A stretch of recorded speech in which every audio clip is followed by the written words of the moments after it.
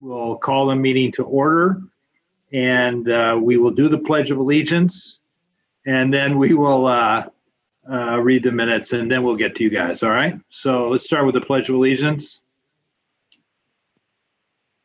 I pledge allegiance to the flag of the United States of America and to the republic for which it stands, one nation, under God, indivisible, with liberty and justice for all. That continues to be scary to do on Zoom when everybody else is muted, I have to say. I've been doing it for more years than most of everybody on this call, so, all right. Objection. Well, okay. All right, fair enough, Art. Likewise. Okay.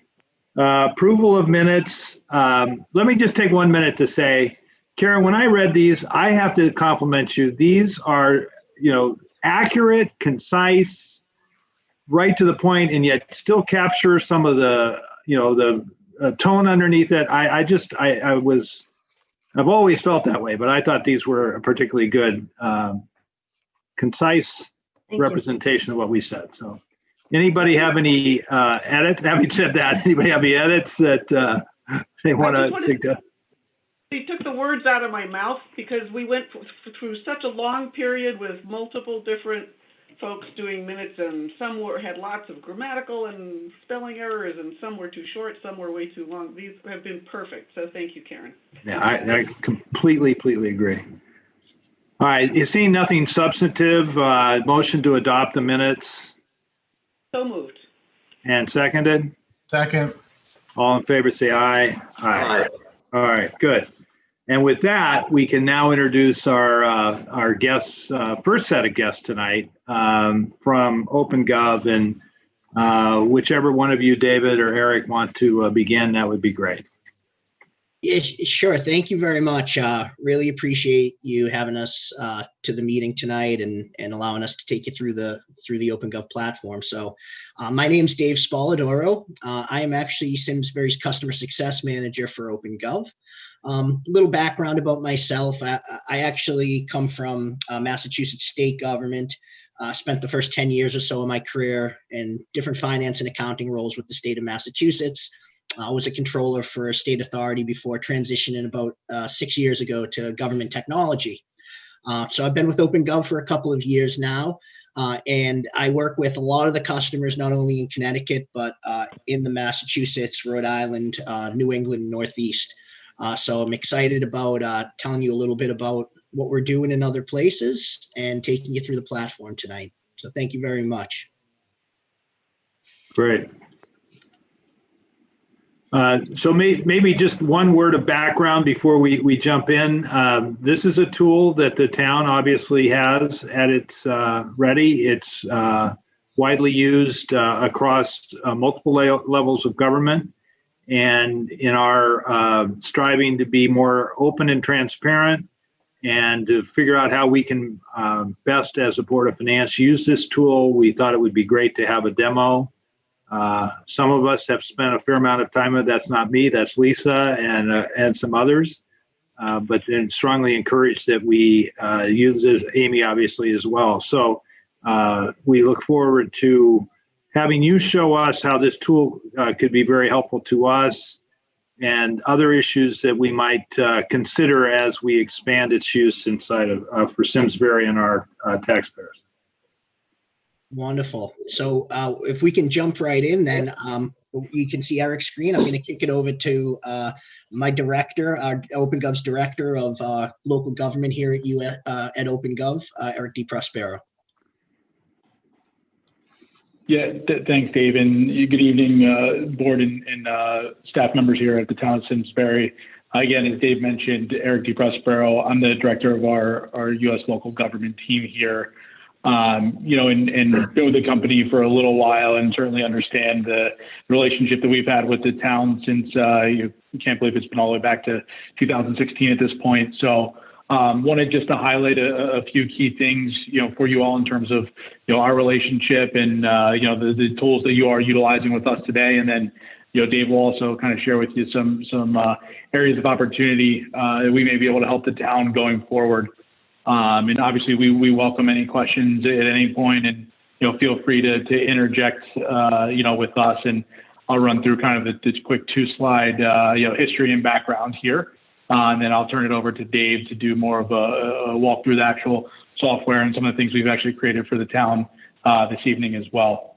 For those of you that may not be as familiar with Opengov or kind of who we are, we're a mission-driven company to build purpose-built software for local governments to address the most critical functions of your all's day-to-day and ultimately optimizing your service delivery for your taxpayers. We have strictly a focus on government, so we don't work with any private institutions or insurance companies. Everything we do is a grassroots effort to serve, government's needs.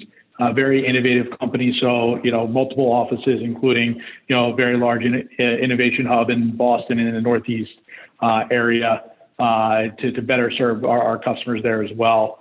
And we're the market leader in what we do, bringing about a government every couple days onto the platform. Could you go back? Could you just go back one? What is ERP? You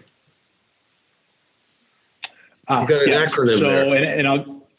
Yep. So ERP stands for Enterprise Resource Planning. That's essentially, your accounting system and, utility billing and permitting and all these great things, and some of which you're actually utilizing with us today, which we'll highlight here in about 2 slides. But Enterprise Resource Planning. Thanks. Great.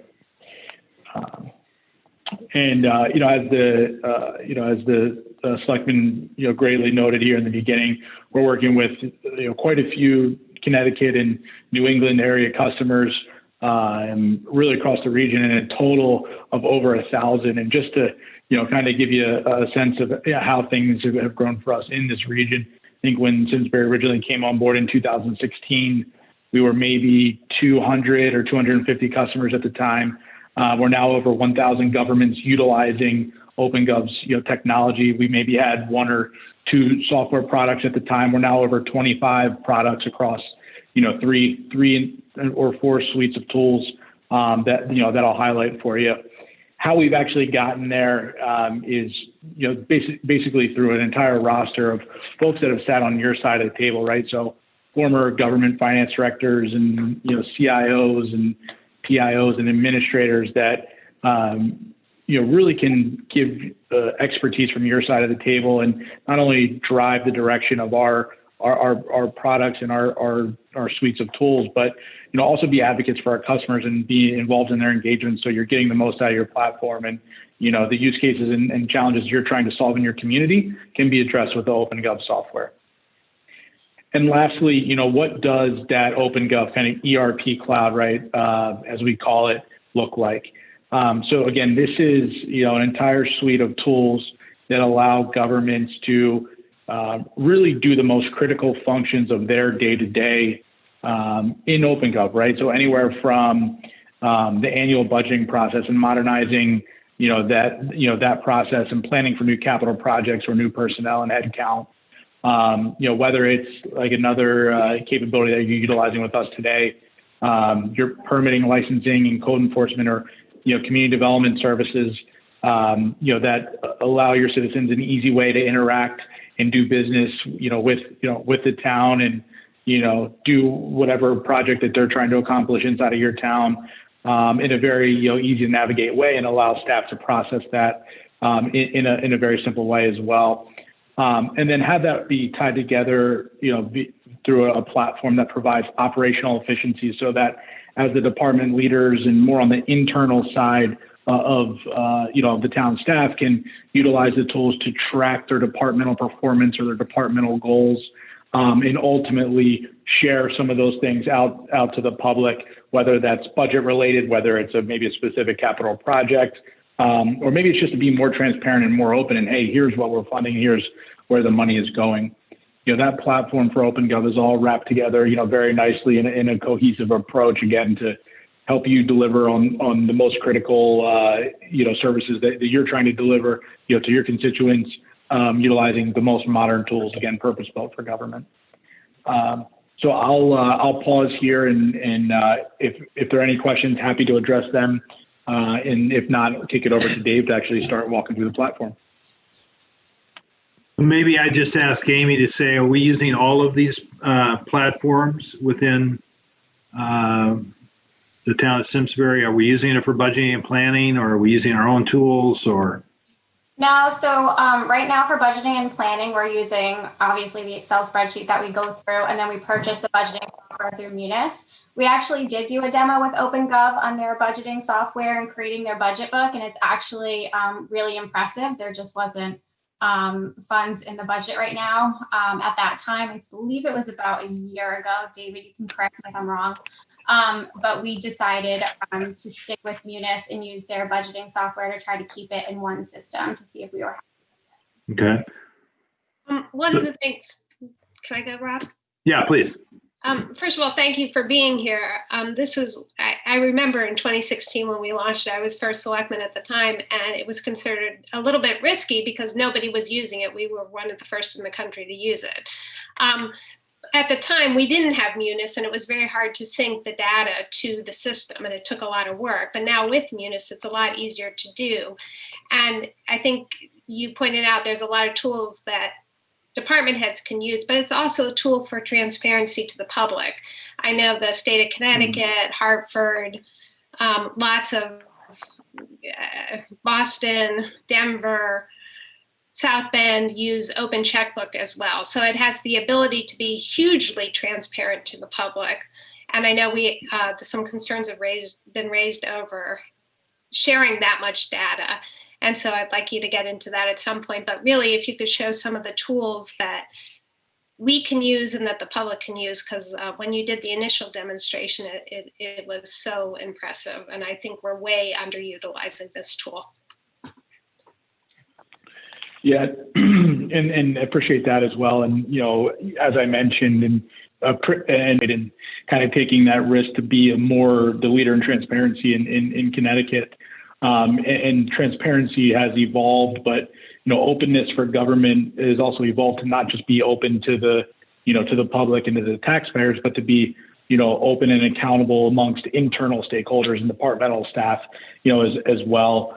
As you astutely mentioned, the move to Munis has been great because we've got direct links and worked, you know, tremendously with Munis now in terms of, you know, actually syncing up or having kind of that live integration between, you know, Munis and Opengov. And, you know, as we've seen the platform evolve and we've obviously added capabilities, I think, you know, part of our role is to educate you on how other Connecticut municipalities have adopted some of those you know, capabilities as well, both inside of what you all currently, you know, own and use today, and even areas of expansion or opportunity that we could look to, you know, grow our relationship into going forward. We just quickly boxed the parts of the platform that you all are utilizing with us.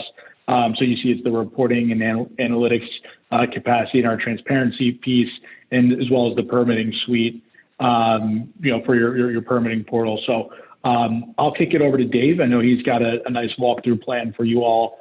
And again, happy to answer, you know, questions, comments as they pop up. Just go ahead, Dave. Yeah, yes, thanks, Eric. And again, let's jump right in with an example of how Opengov can be used to provide users with both interactive access to data, as well as narrative information to help provide context. So this first example is done actually using Simsbury's own data. So as you go through here, this is just a mock-up of an example of a financial performance story. And as you go through here, you can see that you can add narrative information. This data can be formatted in multiple ways and actually branded with the city's current colors and fonts, et cetera, as well. So the value of presenting information in this way is that it allows you to educate and give context to your citizen base, you know, context of the information prior to jumping directly into the numbers. So all visualizations, as you see here, are live links, and you can allow users to continue on to the underlying reports where they can do more advanced data exploration. As you can see here, you click one of the links and it will actually bring you to the town's existing transparency portal. where folks have the ability to do that, advanced data exploration. So I want to walk through another example how this functionality is kind of used a little bit more robustly to provide a one-stop shop for understanding both the financial and non-financial performance of government operations. And the example that I'm showing you now of this, and this is a public-facing URL, so you can all pull this up. I can share this link, and you can pull this up on your own web browsers as well. This is from the city of Wilmington, Delaware. So this is a great example of providing insights into financial performance, annual budget trends, capital projects, and departmental performance. So you can see the ability to report not only the financial data, but you can also correlate that with non-financial metrics, as I'm going to show you as I click in to one of the police department departmental reports. So you can see the different sections here. And if I go into these departmental stories, you can see I'm just going to choose this police department one here. And right away, as you go through, you're able to provide, again, that narrative context to give people kind of a lead into what they're going to be viewing. Financial information here that's totally interactive to the public, broken down in numerous ways, and it can be formatted in different ways with different visualizations as well. But what's really cool is you can also delve into not only the financial aspects of your workforce as it relates to FTEs and things like that, but you can also overlay it with things like, outside mapping functionality, and include also the non-financial data that sits outside of systems like Munis. So whether that's your 311 service request system, your permitting system that you use through us, or public safety information, you can leverage all that data to provide insights into the non-financial performance, which really gives context to that financial information around spending. Okay? David, could I just, to be sure, what you're reviewing through now is read-only, right? Somebody cannot come in and alter the data. They're just reading it. Is that correct? Correct. Okay. Yep. Yeah, we're very careful about what we put out to we give you the full option in terms of what you put out that's public facing. Yep. So yeah, absolutely read-only access. So what we've kind of started with the end result, and we looked at kind of a couple of examples, and we're going to come back to this as well, but we've looked at a couple of examples of public facing views that you can produce using Opengov. But as Eric mentioned earlier, a huge value is that not only can you use it to increase transparency to the citizens, but you can also use it for Simsbury staff and officials like yourself in the day-to-day work to get quick answers to questions they need answered effectively to effectively do their work. So as I click over to this next window, what I'm showing you here, this is our internal view in Opengov. So if you're an internal user of Opengov in the town of Simsbury, or I'm in this demo site, this is what you see. And right now we're looking at a view of our dashboard performance management module, okay? So with Opengov, you can have multiple dashboards. Those can be for individual users, departmental performance, or to help track strategic initiatives such as economic development, which I know is a major priority for the town. So as a current vendor, as well as Eric mentioned for the town, providing your permitting, licensing, and code enforcement suite, you can also leverage that information to ensure a vital revenue stream is performing as expected. So I want to dive into an example here. If we click into any of these individual dashboards, and I'm going to use this town manager's dashboard as an example.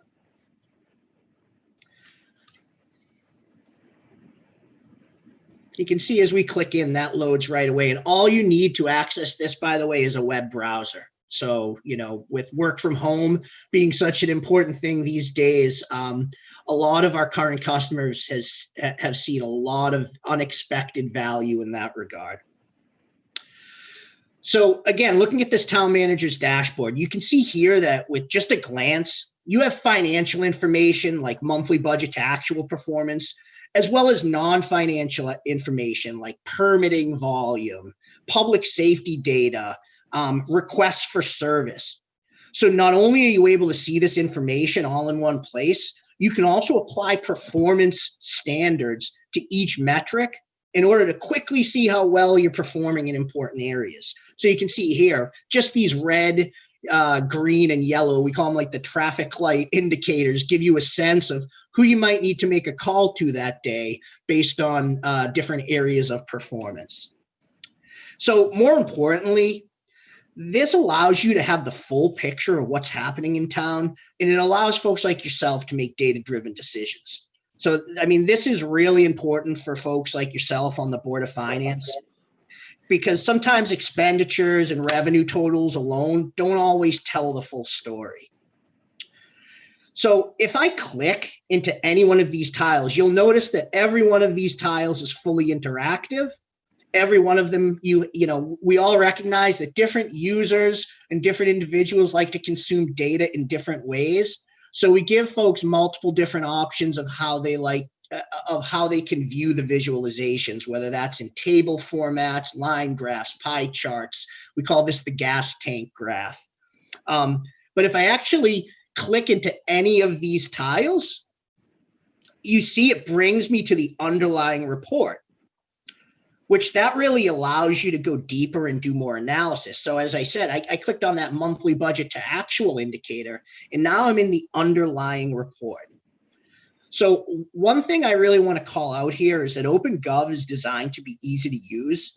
And with that, we allow you to use things such as filters, where you can easily view information in different ways, like switching between expense type to looking at it by your expenditures by department. And this obviously will all match whatever your chart of account roll-ups are. It can always be changed. I know moving to a new accounting system, a lot of times there's a lot of cleanup that happens there with roll-ups being adjusted. That can always be changed and you know, as needed in Opengov. So one of the things that you're also able to do is, you know, there's multiple ways you can filter things, you know, looking at prior fiscal years. You can look at fiscal years against one another to see different trend analysis. You also see under each visualization, you have the full numeric table as well that you can also expand and navigate from. So one of the things there's a lot of different ways that you can look at this information. Just this one report for monthly budget to actuals, you could slice and dice this multiple different ways. So one of the things that we do here at Opengov is we allow you to save views. Okay, so that's so you don't have to recreate things each time you want to explore an important report or piece of information. So as you see here, this is some examples of multiple views that you can have, and whether you want to see police department year-to-date expenditures, or you just simply click on the button or toggle back and forth between your property tax revenue. You can set these up for your personal use. So your report has your views, and you can easily go through information like when you're looking at a monthly budget report. You can easily go through all the key information that you want to see on a regular basis. And having this information, by the way, allows you real-time access to what's happening. And I believe you touched on this earlier. So with you moving to a new accounting system, it's really important to mention that Opengov is able to fully integrate with your new Munis platform. We have multiple customers on Munis. It's one of, you know, it's one of the most popular integrations that we do. So having that access to the real-time financial data really takes things to another level. I'm not sure, David, or if it's Amy, are we able to apply this to the school district? My question as well. Yes, we can upload their data actually. So for Munis, when I was talking to David, so right now it's a manual process for us. Our systems are not able to talk to each other, so we have to manually upload the data. But when we go to Munis, we're actually going to be on the same database. Currently, the Board of Ed and the town are on 2 separate databases. So since we'll be on the one database, all of the information will be uploaded here. So town and Board of Education. Great. Yeah, that's a great point to just add on to that. I do a lot of work with some local school districts, Brookline Public Schools, Waltham Public Schools here in Massachusetts, just to name a couple. And once that data flow becomes automatic and you include the detail of the school data in there, one of the big use cases that we do is we're really able to help the school department with that Department of Ed reporting. So that's a real value add that we bring to a lot of school departments is really automating not only their Department of Ed reporting, but also automating all the reporting that you folks want to see on a regular basis.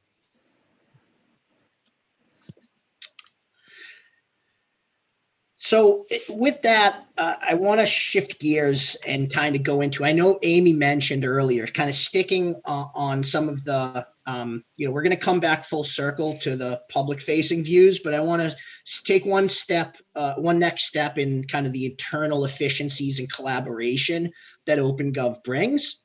And that's if we shift gears into the budget development area of Opengov. Now, I know Amy already mentioned that she had seen this and at the time there were competing priorities and a new ERP system was extremely important.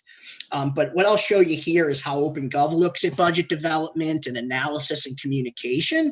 And then you can kind of contrast that with the existing Excel and kind of bolt-on modules that come with ERP systems like Munis. So what you're viewing here is a full overview of an operating budget, okay? So Opengov Budget Development Suite was purpose-built as existing options, as I mentioned, like Excel and those add-on modules that come with accounting systems. They only serve at the end of the day as, kind of like number repositories, and they don't allow for like full collaboration and efficiency that you're gonna see here with what Opengov offers. So part of the efficiency that we provide is not just for the town leadership and the Board of Finance, but also the departmental staff who are responsible for making these budget requests. So as an administrative user or like Amy or Maria in their roles in the Board of Finance, you can come in and see a budget in development from a high level and get an overview of all of these proposals, not only what status they're in, who's working on them, and some top line information on what that proposal is going to do to the budget. But as a department head or as Amy and Maria doing kind of the second pass and analysis of the budget or their next iteration of the budget, I want to go ahead and click into one of the proposals here. So I'm just going to go into this building proposal, and you can see this is an example of what a proposal looks like in Opengov. So as you see here, this format. Was there a question? I'm sorry.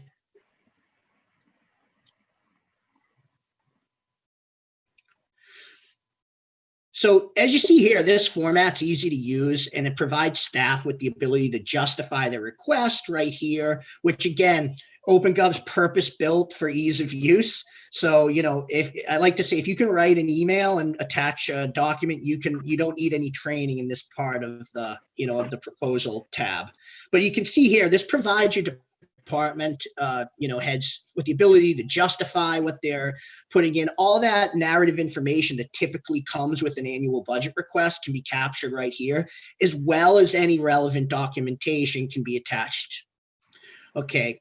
And also what's really good is that all the accounting line items will be preloaded with relevant information like prior actuals and approved budgets. So if I go ahead into these expense tabs, your department heads who are not necessarily always going to be, accounting power users don't have to worry about understanding the chart of accounts, don't have to worry about individual account segments or line items. This can be set up so they understand and it's completely flexible for your process.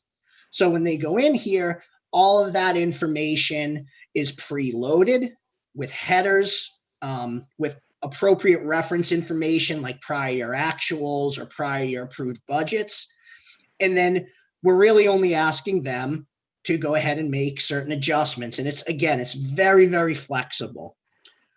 So one of the things that we also do is provide the finance leadership with the ability to manage security on each proposal. That ensures that only appropriate staff see appropriate proposals. So you can see there's multiple different levels here. You can give people different levels of permission. So folks that may only want to come in here with view-only access can come in here and see what's happening as the proposal is developed, but they can't go in and change any information.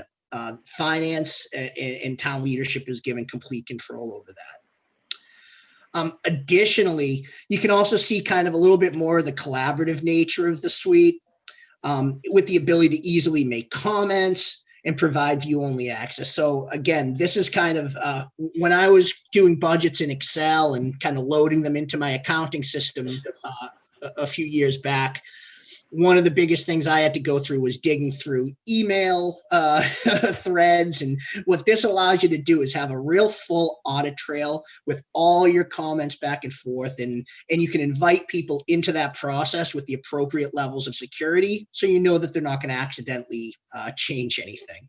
Okay. So additionally, this same, as I mentioned, this is not only just for your operating budget, but we want you to do multiple iterations of the budget. We want you, we can support however many budgets you want to create, however many iterations of a annual operating budget you want to create. And we also support the full forecasting, scenario analysis, and capital improvement programs, as you're seeing in this example. So this is a 5-year, multi-year capital improvement budget. I'm just in one of the project pages. And again, they can put background, analysis, recommendation of the project. You can give projects priority level, assign, if there is even a project phase currently, you can assign what phase they're in. And this is all completely flexible to how you do your capital budgeting. What's really cool is this feature supports the ability of the town to fully track and report your CIP, which I know that developing and refining that process is something that's, been called out as of importance in your last budget. So, as you see here, this reporting platform that we looked at earlier, we can also use that to analyze those budgets, both the operating budget and the capital program. And that's what I'm looking at here.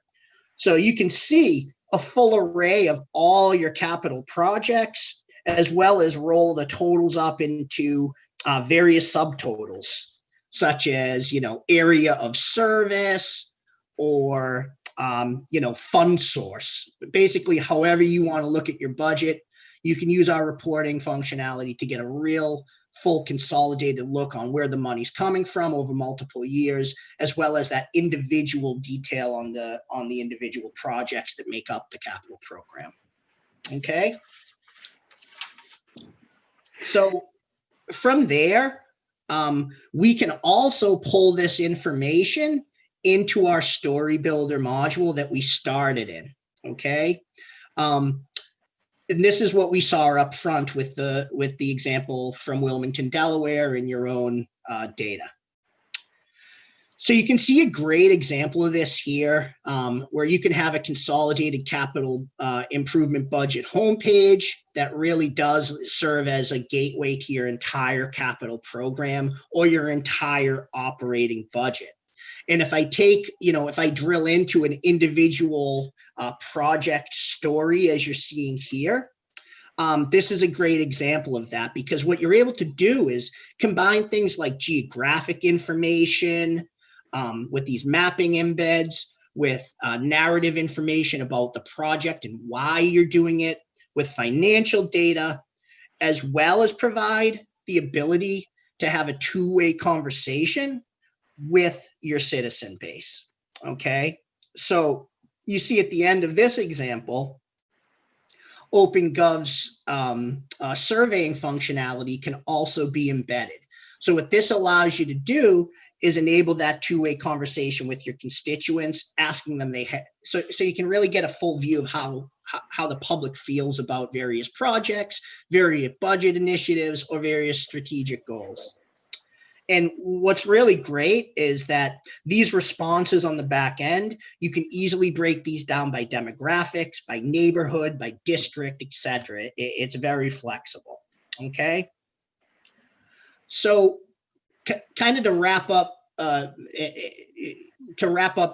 my presentation here and take your questions, really to boil down what we're able to do with Opengov is unify all of the town's data. So once we unify that data, we can do a lot of different things. But at the end of the day, it's really about increasing efficiency, increasing your operational efficiency, promoting collaboration among the staff, among the leadership, among the constituents, and among the citizens of Simsbury. And it's also about enabling that two-way conversation. So folks like yourselves can have the full picture whenever you're confronted with an important issue. You can have the full picture of what's happening to really enable you to make the best decision that you can.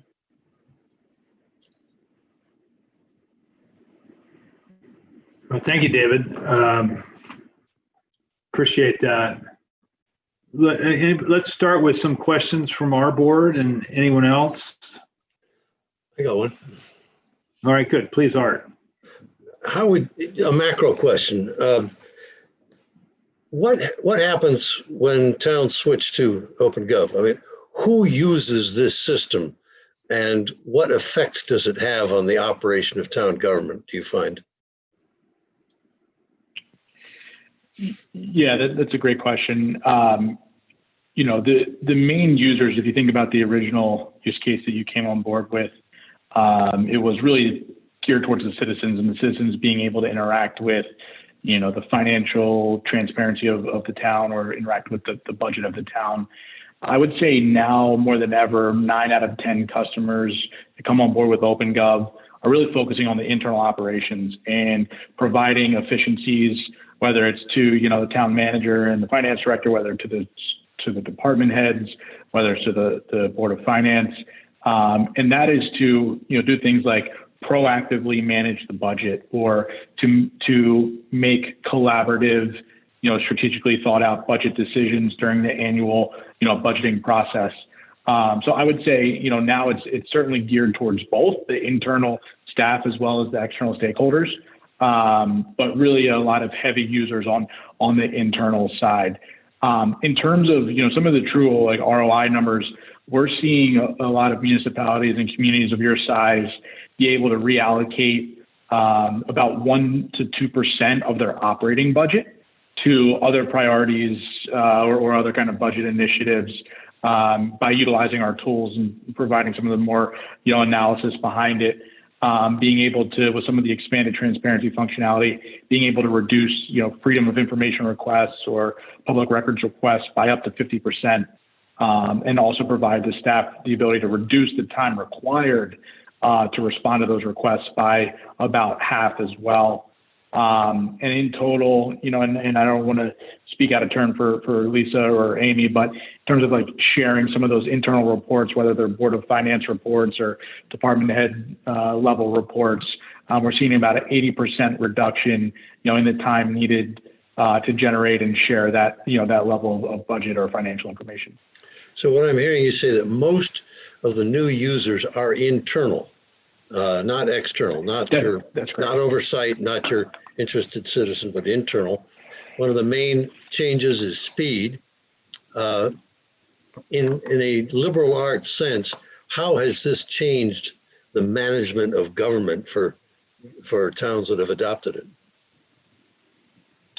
Yeah, I mean, to put it, very, bluntly, if you all were to ever say, hey, how much have we spent on overtime, in the past, 2 months, or how much, are we budgeting for retirement for our, our tenured workers here at the town? These are all answers that are things that this platform addresses rather, quickly and easily, while enabling some things like additional horsepower for, budget scenarios or reporting or analysis, scenarios, as well. So we provide a lot of very simple out of the box things, but really the use of the platform is what you need it to be. Like, what are the challenges with the staff or in the community that you're trying to address, and allow us to, and Dave, who's a resource for you, to to tailor the platform to help you utilize it in that way. So you're saying that there really is no change. It's just that the town can do more easily things that they always did before. There is no net impact in the nature of the management of the town. You can just, they can do all these things you're asking more easily. Is that right? Yeah, this is a tool that's embedded, in the work of everyday staff, right? So, much as folks may come in the morning and pop open email or, check their box for a spreadsheet, they pull up their dashboard and they view Opengov and they view the same information, with hopefully some better intended outcomes over their cup of coffee in the morning. Art, I would just add to that. I mean, the idea behind it is that you use this as a data tool. Right now, when staff does it, it's often done at the budget cycle and you see the patterns or the trends at budget cycle, whereas this allows you more real time visualization to see patterns so that you can address issues as they come up. It's a way to be more efficient with the data management now that data has become so large. And how do you turn it into something that is visual and actionable? And the idea when it was presented in 2016 is then to eventually take that data and turn it into performance metrics, because really what is budgeting? It's about, are we providing good services to our residents and how are we measuring that? And that is easy to say and difficult to do, but what this tool does is help you get further down that path if you can portray it, to your point, Art, in a way that people can understand it. And the problem with Opengov often, and I think the reason we don't use it in town, is because nobody understands it. It's sort of hidden away. It's not as easy to visualize and people don't know exactly what they're looking for. But it does give Amy or Eric or Maria or Matt the opportunity to take some of this data and quickly translate it into a communication tool that they can use in other aspects. That's what I saw. One of the things I'll just add that I'm seeing, having kind of come from, an Excel-based, ERP-based budgeting background, and then getting to work with a lot of different municipalities here through their budgeting cycle the last couple of years, is there's a lot of things that I'm seeing where a lot of the manual, time-consuming tasks that are not really value add go away. So time and effort and thought is focused on critical decision making and running different scenarios and ensuring that you're making the best possible decisions, not just compiling the data.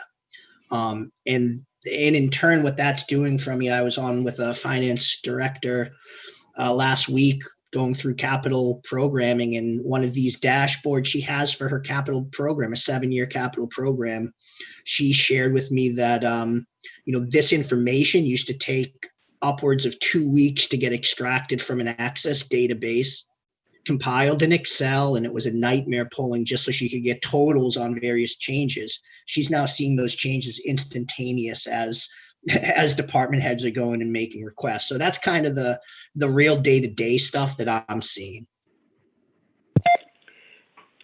I'd like to ask a question. Please. Linda.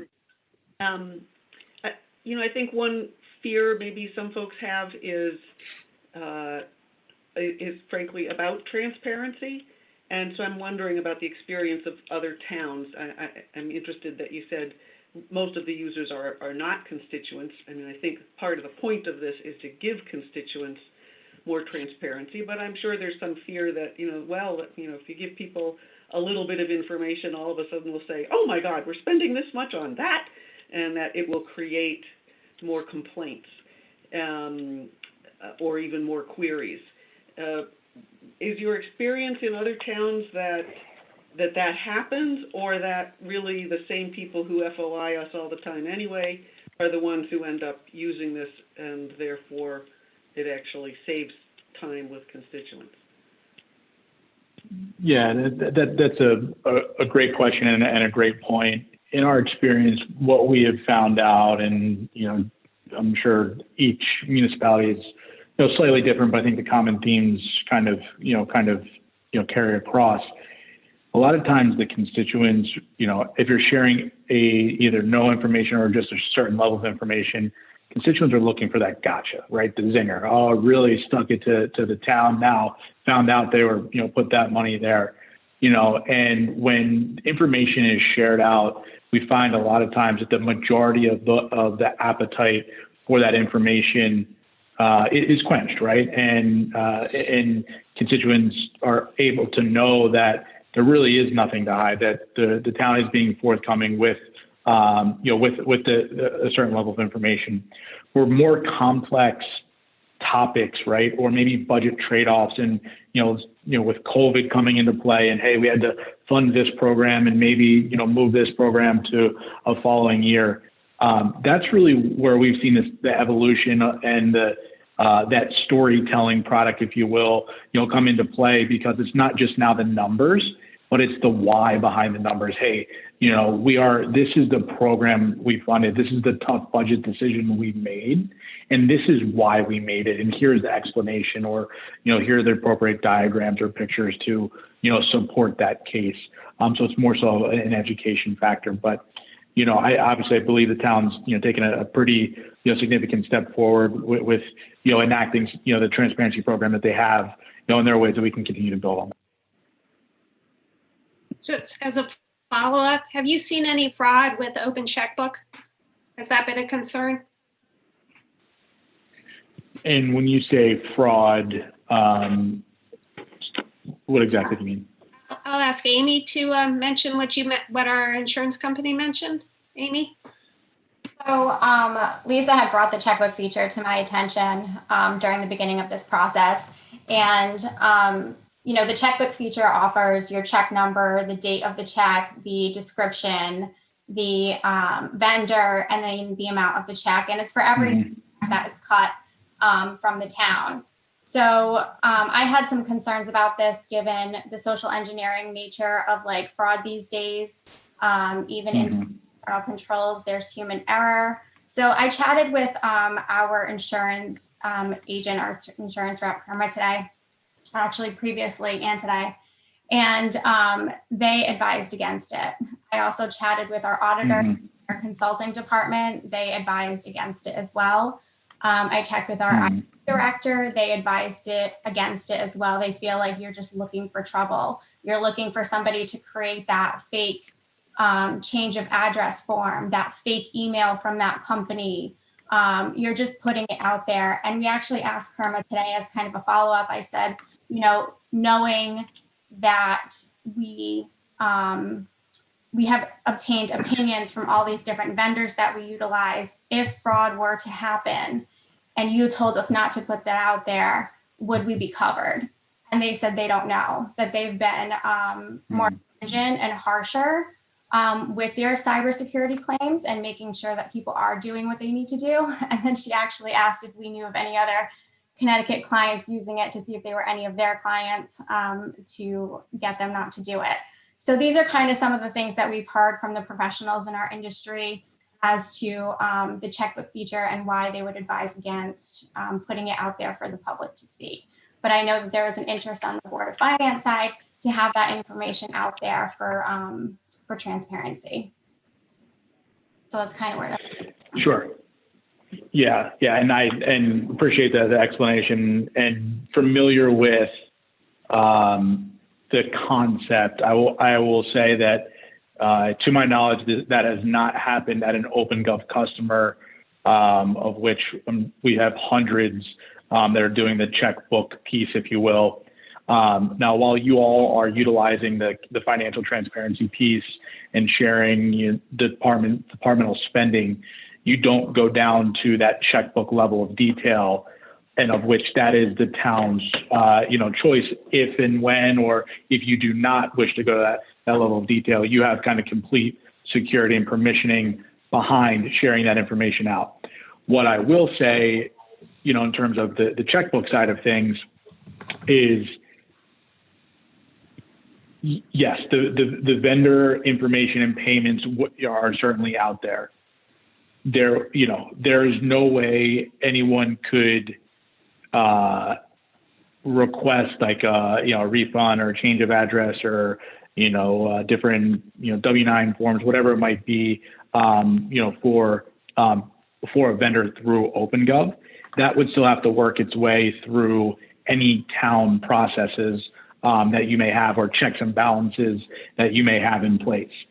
We really just handle the technology side of things, and from more of a policy and procedural aspect, that is still something, whether you share that information back out or whether you're receiving some type of inbound request that's driven again by the town.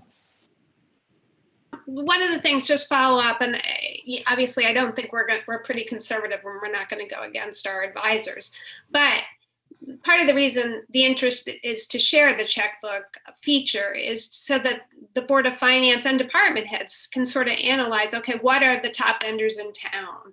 What are people using across different departments? Because sometimes the Board of Ed and the town may not know they're using the same vendor. And how do you leverage the buying power of the town, or sort of look at who are the top vendors? Somebody might want to do that. We could issue reports. Amy has done that in the past for us. But is there a way to convey some of that same transparency and also address the concerns that Amy and our advisors have raised? And how do other towns do that? How do you share what town money is being spent on in a way that's safe? And I'd also ask Art to weigh in. I don't know if you're aware, but Art is actually a national, and our state, he was the state czar in cybersecurity and also worked for the Obama administration on cybersecurity. So Art is our expert on this. Great. Glad we have the expertise on the call. Kind of back to the point about the internal transparency, and the use case that you identified, Lisa, I think is a great one, right? The ability to have your internal town staff users or your Board of Ed users see that type of information, right? Hey, what are we spending for contractual services or supplies or software vendors across the town, but see it on an internal only basis, again, for more of that collaboration, decision making. Hey, maybe I can get something at a better cost from Verizon, and see how the Board of Ed is doing it. Again, as I mentioned earlier, that is all information that can be permissioned off to the internal staff only. And then what is shared out to the community is more of a summary level. So they're not getting that checkbook level of detail on the public side. It's just kept internal to the town staff for more of the operational use, as you highlighted. So I appreciate it. Yeah. Go ahead, Art. I'm sorry, please. No, it strikes me that that's the way to go. You could post the fact that the town of Simsbury on August 18th paid $10,000 to X contractor. Now, I don't know what else you need to know other than that, or this department in the town of Simsbury paid this to this recipient. You don't electronically use what email. You don't necessarily have to get into the details of the modes of conveyance, and you don't actually have to show a photograph of the check, but you would accomplish all I would think you would want to do by giving notification that the payment had been made from this party to the other party to avoid cyber compromise. But does that, would that still provoke, I don't understand why that level of detail would still provoke concerns about fraud. I can speak to that. So there's a couple issues. There's fraud concerns. So if similar to what happened to Farmington does not use the checkbook feature, but they knew what capital project was going on. They knew the vendor that was using it, and then they knew there was a payment coming up. And they pretended to be this vendor, and they developed that relationship with the person in whatever department it was. And then after they had developed that relationship over months, they said, oh, hey, by the way, we changed our ACH information. Here's our updated information. And that's how the money got wired out to this vendor. So that's just one way. Another way I can think of is reaching out to somebody and saying, hey, you cut me this check on this date, check number, whatever. It didn't get cashed, or I didn't get it. Can you reissue it oh, it probably went to the wrong address. Let me give you the updated address. And there are definitely internal control things that can be done to mitigate this. But at the end of the day, there's human error and it's not foolproof. And I could probably think of about another 5 examples offhand. And another thing I wanted to share too is when the consulting department of our audit firm looked at the city of Hartford, who actually does this, there's another concern that when we're cutting these checks and we have these information on these checks, the information is automatically uploaded from Munis into Opengov. So there could be special education student name included in the check in error. You know, it happens. We could have somebody that uses social services, their name could be in there in error. So our consultant over at our auditing firm actually went on to the City of Hartford's website, and in a matter of minutes, he downloaded the information to Excel. He did a little rearranging. In a matter of 2 minutes, he found something that was put up there that should not have been put up there. So, I mean, the risk is there. If we have the FOI ability, we know what's being sent, who it's being sent to, and we can take a look and redact the appropriate information. So those are just kind of some of the concerns on our end and some of the items that our vendors are speaking to as well. So, this is Linda. I can't speak to the latter half of those comments, Amy, but the first half sounds like stuff that could happen regardless of whether. Regardless, yeah. So, so go ahead. Yeah, I mean, like everybody knows that the town has a contract with Paynes. Everybody knows that the town has a contract with Simscroft Echo or Salter Bus. I mean, there's lots of those that I mean, it's just common knowledge that the town, uses those kinds of vendors.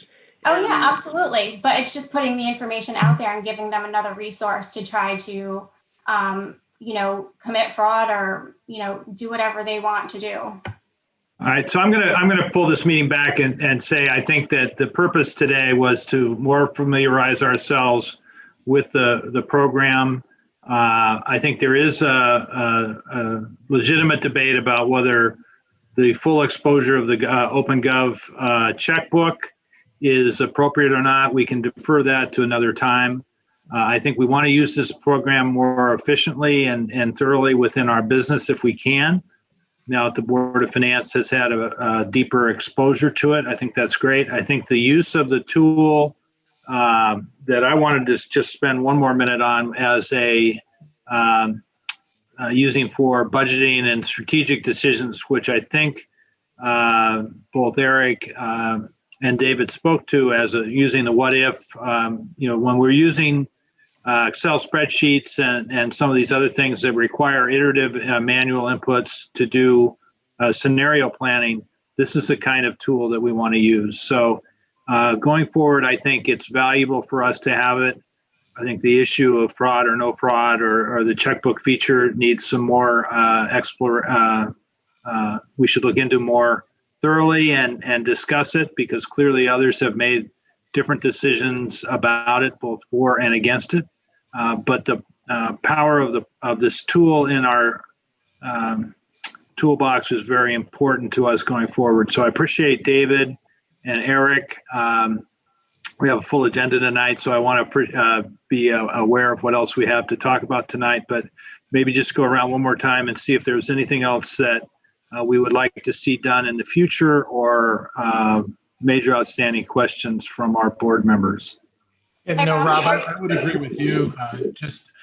From my perspective, I can think of about 2 people in town that would actually go into the Board of Finance, the town budget to review it. I think the real rubber hits the road if we're able to get the school onto the service, and I think you would have a lot of interested residents of Simsbury. Okay, Art. Nothing further, Rob, thanks. All right, great. Linda? I'd be interested in moving forward, and I'm fine with holding off, as you suggest, on the checkbook part of it. But the other tools that are there look useful and helpful. Seem powerful, yeah. And I just wanted to help inform the public as well as the internal folks. Yeah. I just wanted to speak to that for a second on, and David can speak to this more so than I can, but when we were chatting and going through the initial demo, most of what he showed you tonight is an upgrade to our system and will cost us more money. So just so you know, it would be something during budget season to look at. Right now, I think he said that we have like the model that they don't even offer anymore. So I don't know if you guys want him to put something. How did we know that? How did we know that? No wonder, sure no wonder David and Eric were glad to come. This was a set up sales call. Perfect. Well, the reason we have the model we do is because nobody used it. So we were a test case across the nation to demonstrate the value of it. So that's why we were one of the first who were willing to demonstrate and try it. And this is really about the balance of control, like how do you control against fraud, but at the same time being transparent and using data for performance measurement and database decision making. This should be very helpful when we look at their proposal to upgrade to something more powerful, which I suspect we will see not too far future. But really, again, thank you guys for coming. Really appreciate it. We should all spend a little more time on the demo that we have access to. So thank you very much. All right. Thank you very much. Very much appreciate your time and look forward to working with you. Great. Thanks, David. Thanks, Eric. All right. All right. Thank you all. Take care. Appreciate the time. You're welcome to stay. Oh, no, they left quickly. All right. Moving on, I see we have many distinguished people that have joined us as we move to our next topic. Welcome all as we move to a presentation by Tecton Architects for the school facilities study. Not sure who wants to set this up as to what our goal tonight would be to hear where we are in the process. We're interested in the work that they've been done. We've been getting reports from Derek and certainly been following with interest, but maybe Matt or whoever in your group is going to do that. But we want to be sure we also are looking at all of the aspects of as we look forward to the costs associated not just with the new projects, but with the maintenance and the repairs on the existing schools and all of that. So we have, I think we presented some questions through Amy to Tecton and hope that we can speak to that. So with that, it's up to you, Matt. Thank you. Yeah, sure. I'll kick it off a little bit, and it's nice to see everybody. It's been a while. I hope everybody's well. So this, and I appreciate the Board of Finance's flexibility. We were to have this presentation some time ago, but with the back to school planning, I requested to push it out a little bit, and certainly appreciate that flexibility amongst your board, Rob. But we have Jeff with us today, and where we ended up with our Board of Education is they defined what they felt coming out of the study was our first kind of best step in terms of the projects to look at. So I know that Jeff is going to go through a stack tonight and talk about the logistics behind that and kind of the cost information, because I know in our conversations prior, Rob, and with Board of Finance members, it's important to get a handle on the dollars, allow you an opportunity to ask questions, to vet those dollars, and really start to model a little bit and talk about potential affordability and other factors that the town will wrestle with as we make the best decisions moving forward on our facility. So I think that's really where we're at tonight and what will be presented.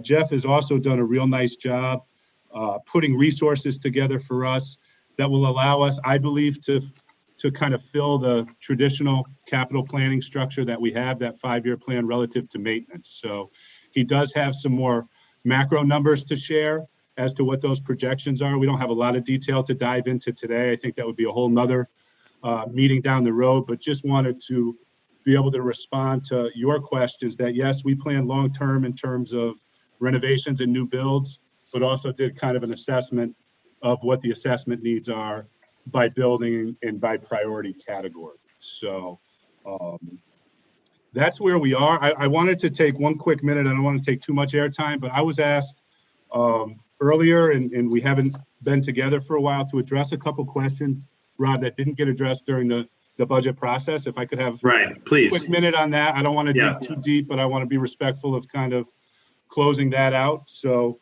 One of those questions that came forward, two of the questions actually have to do with the work we're involved with now. So one was a question about overall elementary enrollment, and that when you look at the enrollment numbers from a capacity standpoint, they're about 2,800. And we're under that total capacity number, but we did spend a lot of time talking about Latimer Lane School and the enrollment growing at Latimer Lane School. And there was discussion, short-term, long-term, of potentially looking at modular units there while we figured out what was going on. The question that was posed was, would you consider a smaller redistrict to regulate class size between those communities? And the question was posed as we came into the school year this fall. What I would say to that, obviously, is conditions have changed pretty drastically on two fronts.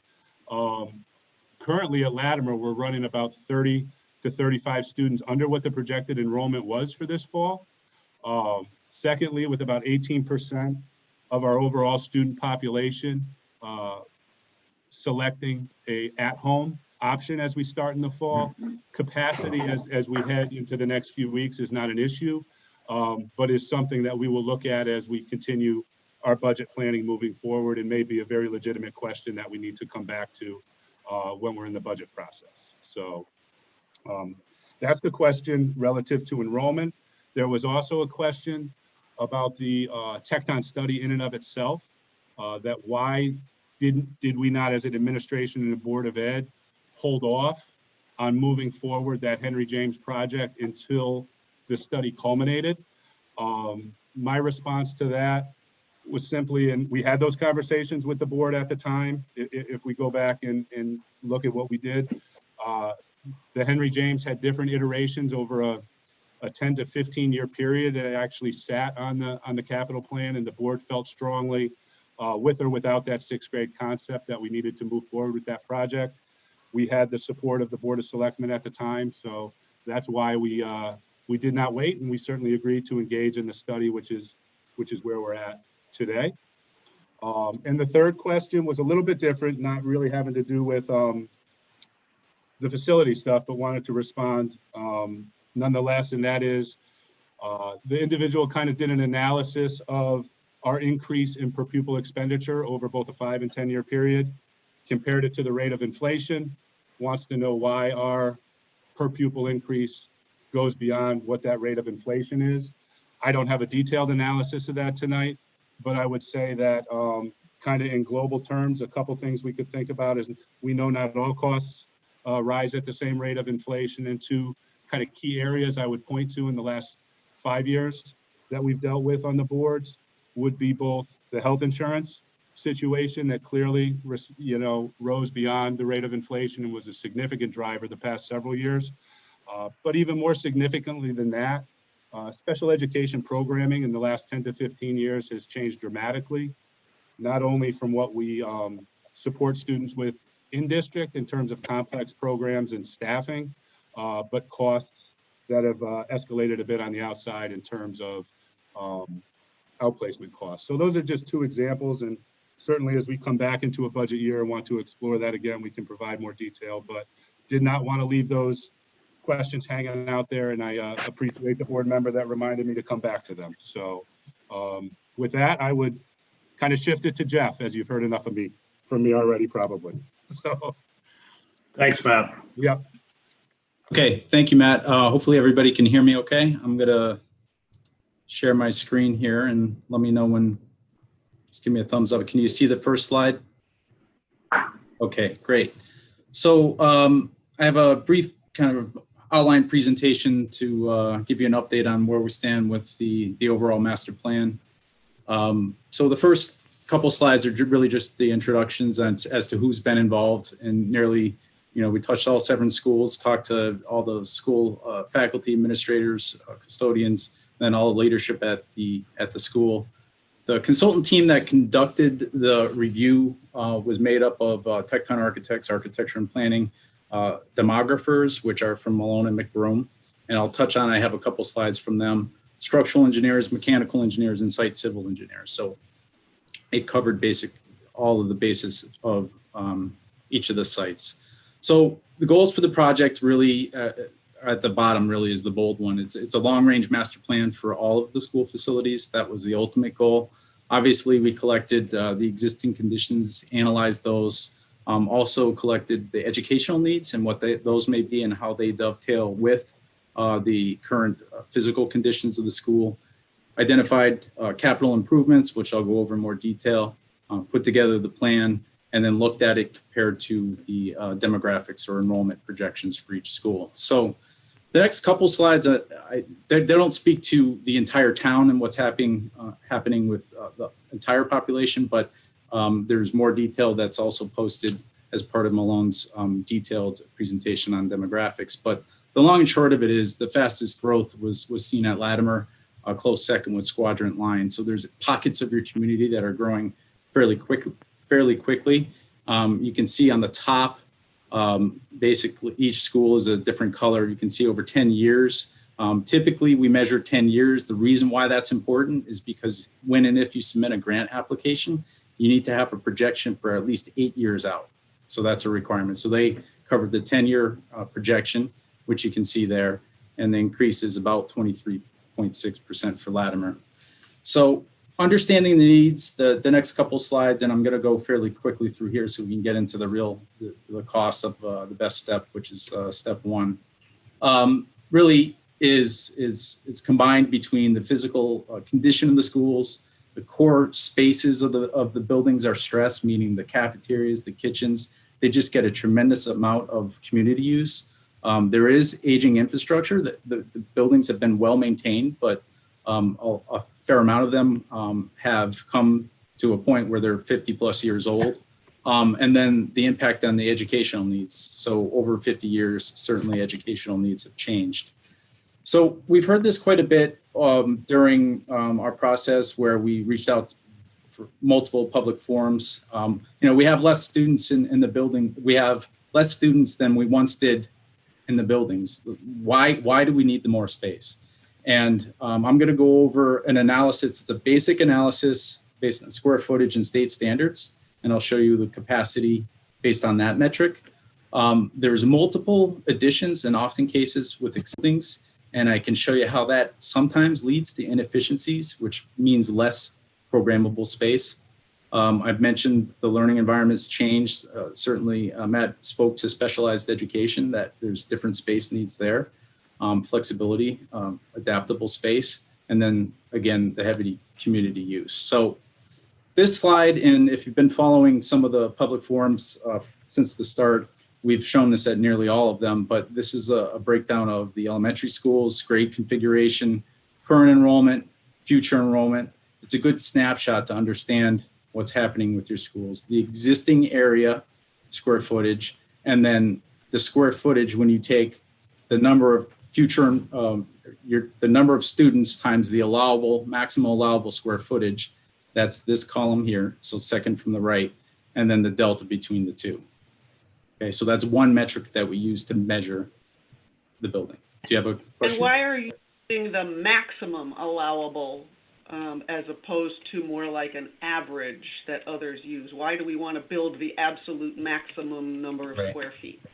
It's a great question. Nearly all of the projects, I would say all the projects that we've submitted for state grant application it's a term that they use, maximum allowable square footage.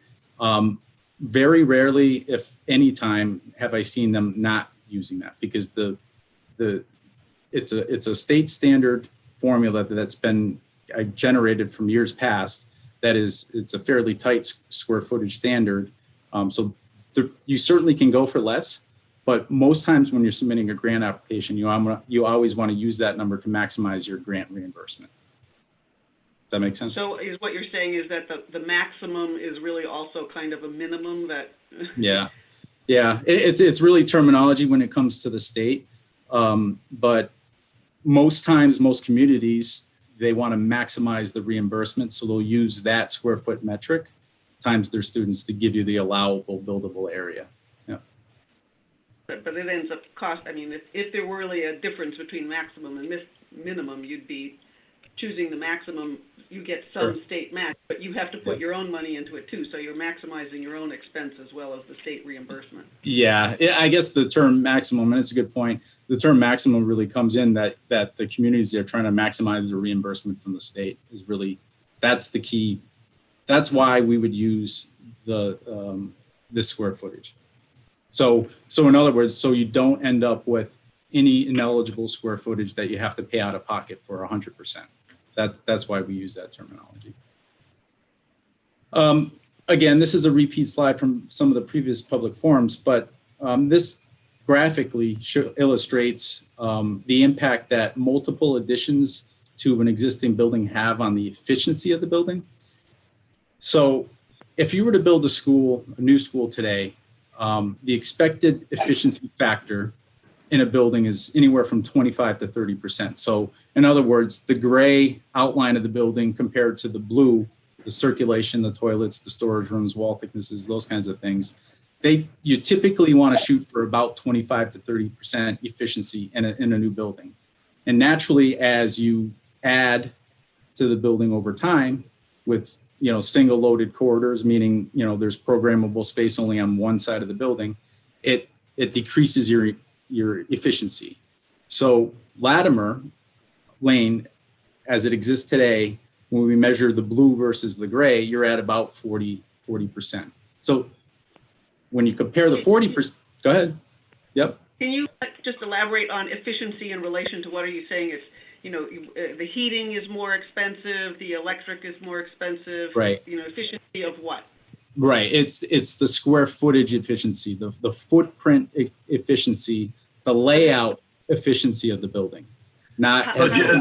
So Jeff, less is more efficient, is what you're saying. Absolutely. Okay. Yeah. But so how does that translate into? I tend to think in terms of cost benefit. When you talk about being more efficient, I'm thinking, okay, that means you're going to save money. But if you have to spend $5 million so that you can reduce your heating bill, you got to spend a lot of winters before your heating bill to save you the $25 million. Yep. Yeah. This efficiency factor is really based on square footage efficiency. When you look down at the building, it's the footprint of the building, how well the building lays out as far as programmable space, classroom space compared to corridor space. And it's just a ratio, then it's not really about efficiency of anything. Well, yeah, it could be a ratio, but what it's often called in our industry is efficiency, but understand that it's not related to mechanical efficiency. But the real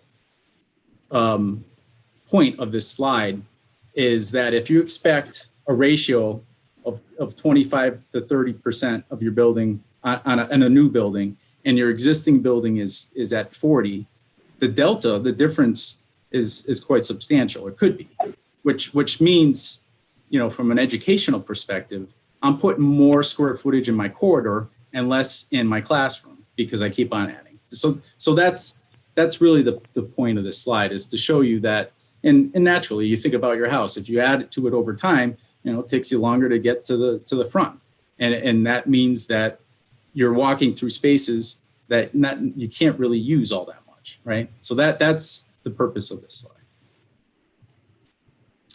The last piece that I wanted to illustrate was that education has changed, and I think we all know that. The way that we teach is far different. Spaces nowadays have to be adaptable, flexible, and some of that, quite honestly, translates to more square footage. We often see in new or renovated as new buildings that you're trying to use every square foot for educational space. We can certainly talk about the overall footprint of buildings and using the terms maximum and then the efficiency factor, but the net result is education has changed. There's a lot smaller group settings where they break out spaces that ultimately, when you add all those smaller spaces, the net result is that you need more space, more rooms. So the next series. One quick question before you move on. Sure. We're just entering COVID and looking at the need for space changes just to open school. Yeah. Does that change your thinking on some of the concepts that we should be looking at as we redesign schools, assuming this is a black swan, if you want, or a one-time event. I'm not sure. Yeah, I think what you've seen or what we've seen certainly in the trends of new schools is actually, if I go back to the floor plan, is a very concerted effort to kind of reinvent buildings and reinvent circulation space, reinvent classroom space, so that you can in fact use portions of corridors, portions of classrooms in various different ways. So I guess to answer the COVID question, and we've been asked numerous times, I think the newer buildings, the contemporary buildings that have this flexibility built into them, this adaptability, often lead to having, for this particular example, social distancing. You can put smaller cohorts around the school. Will it stay, and will it eventually impact future building design? It's a great question. I think the best way to kind of future-proof your buildings is to make sure that like areas like cafeterias or media centers can be used in multiple different ways. And that's the way that I would think that you'd be able to maximize your value should you proceed with the project. So we've seen, obviously you've done quite a bit in your community, but we've seen communities, tearing down smaller classrooms, 700 square foot classrooms to make them 1,400 square feet. And then still splitting the class in half in order to get that proper social distancing. We've also seen areas like cafeterias being renovated to be used as flexible classroom space. So we're hopeful that won't have a permanent impact. There's some good practice design elements that come out of this pandemic that I think will stick, but I don't think we're going to be building much larger buildings because of this, in my opinion. So we've went through numerous options, and if you've been following along, we've studied multiple, I would say dozens of the various different options. And this is a summary of basically the best first step, as Matt had mentioned at the beginning. And what that best first step is a 6th grade addition to Henry James, and then either a renovate as new at Latimer or a new at Latimer. And I have both examples to kind of walk you through, and you can kind of see the impact. Now that, if this were to go to the next step, if you will, all of that has to be studied a bit more than what you'll see tonight, obviously.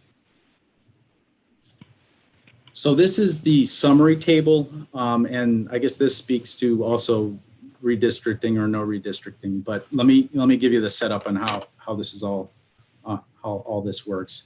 Building name, first column, the current grade configuration, current enrollment in the lighter gray, the projected enrollment, and then you see the proposed grade configuration. So what the proposed grade configuration in a very basic way is all pre-K to 5 and then a 6th grade at Henry James. And you can start to see the student population goes from 735 to 1128.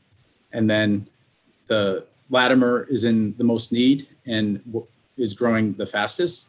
And you can see the population increase. Now, our examples are based on a student population at Latimer around 400. So again, these would need to be analyzed to see whether or not there's redistricting, or do we keep the districts the same, or is there some minor tweaking to it? But like I said at previous presentations, I don't know if the answer is one or the other. It's, on this side, it's no redistricting. On the right side, it's basically equalizing it. I think it's most likely somewhere in the middle. Jeff, in your population estimates, did you use anticipated development in town? And if you did, could you talk to what you used in those calculations? Sure. I can't speak to the detail. I know Malone and McBrome did incorporate the currently approved developments. They also looked at quite in detail form the number of students that come out of the most recently built multifamily housing units that have been put online, as well as looked at proposed single family housing developments. And basically there's a formula that they use, a metric that they use in order to project out that population. Now, I will say that they projected 3 different variables. They projected a low, a medium, and a high. All of these options are based on the median projection, which seems to be, they're pretty accurate. And I think Neil's on the line. He can speak to kind of some of the past, with exception of this year, because it's been a little bit different. The previous history of their projections have been, spot on within a few students. So they did anticipate and analyze what's already been happening in the community and projected some of that to move forward. So what it might look like for the 6th grade edition at Henry James. And again, Henry James located here. The 2 additions that you would need would be the 6th grade edition in the yellow that you can see. And then there would be a need to increase the cafeteria size, the core size of the cafeteria to accommodate the students. Now, there were some comments during some of the early public forums about traffic concerns. So we identified the potential for a new loop road to potentially alleviate those traffic concerns. But this is really a graphic to illustrate what this might look like. Further studies need to be explored as to where it would be located, ideally. This is a more detailed plan of the Henry James. In the purple would be the proposed 2-story addition for the 6th grade. So what we're trying to do is introduce them to the school, but also still keep a neighborhood-like setting for the 6th graders where they can access many of the core facilities of the school without really going through the rest of the building. Okay, as I mentioned for Latimer, we really want to look at the community. We strongly encourage the community to look at 2 different options, which is renovate as new or new. And what renovate as new or like new means, it's a terminology from the state, means basically it's complete renovation and all the design has to meet 25 plus years of useful life after it's renovated. So you won't, in theory, if you go for a grant application and you renovate as new, you get a certain percentage reimbursement. When you're done with that building, you shouldn't have to renovate it or touch it for, as far as capital improvements, for 25 to 30 years. So some of the rules that are key to analyzing renovate as new, and it'll make sense once I go through the phasing plans to try to show you the logistics on how to actually do it in an occupied school. In order to achieve this reimbursement, this title, you have to keep at least 55% of the building. Which means you can construct 45% new. And a key piece, and you'll see it in the detailed numbers, is it's a 10% higher reimbursement rate. So you get more reimbursement back from the state to try to reinvent, reuse, and renovate existing buildings. Okay, so this is a very basic phasing plan as to what a renovate as new project would look like at Latimer. Existing buildings in the white. First step would be, this is all with the assumption that the students would be occupying the school during this project. So what you typically see is you'd build an addition in this yellow area here, take 10 to 12 months. You'd then take the first summer and renovate some of the core spaces. What you want to do when a renovate as new project is get at least 2 summer sequences so that you can renovate the core spaces. 3 would be, once the number 1 is built, you move the students that are in the purple over to number 1 and you renovate 3, and then you sequence around the building. So that's how a renovate as new would look like. The cost associated with these projects, and I'll show you how the methodology and how we set it up, historical values, some of the details as to what's included. So when I say overall project costs, the $66,070,070, that is total complete project costs, meaning the construction costs, the costs associated with testing, furniture, everything.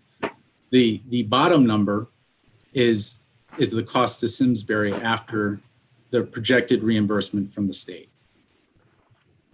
and I'll go over the detail. So a couple important things that are included in these detail costs, and I can certainly provide more detail after this, but they're based on mid-range historical averages, which we have a pretty good book on that. They're escalated to the midpoint of construction. That's a requirement of the state when you submit a grant application. If there's a preferred option, again, this note is really, more studies going to need to be completed. And then the key piece that'll come into play, and you'll see it prove out in the detail, is renovate is new. Your current published reimbursement rate is 34.64 for renovate is new and 24.64 for new. Jeff, before you leave that slide, sure. Yep. I appreciated that you put in there number 4. Yep. So in addition to the impact on our budget from this significant increase in capital outlays, there will be an operational cost. At a minimum, you got more square feet to heat and electric lights and janitorial and all of that sort of stuff.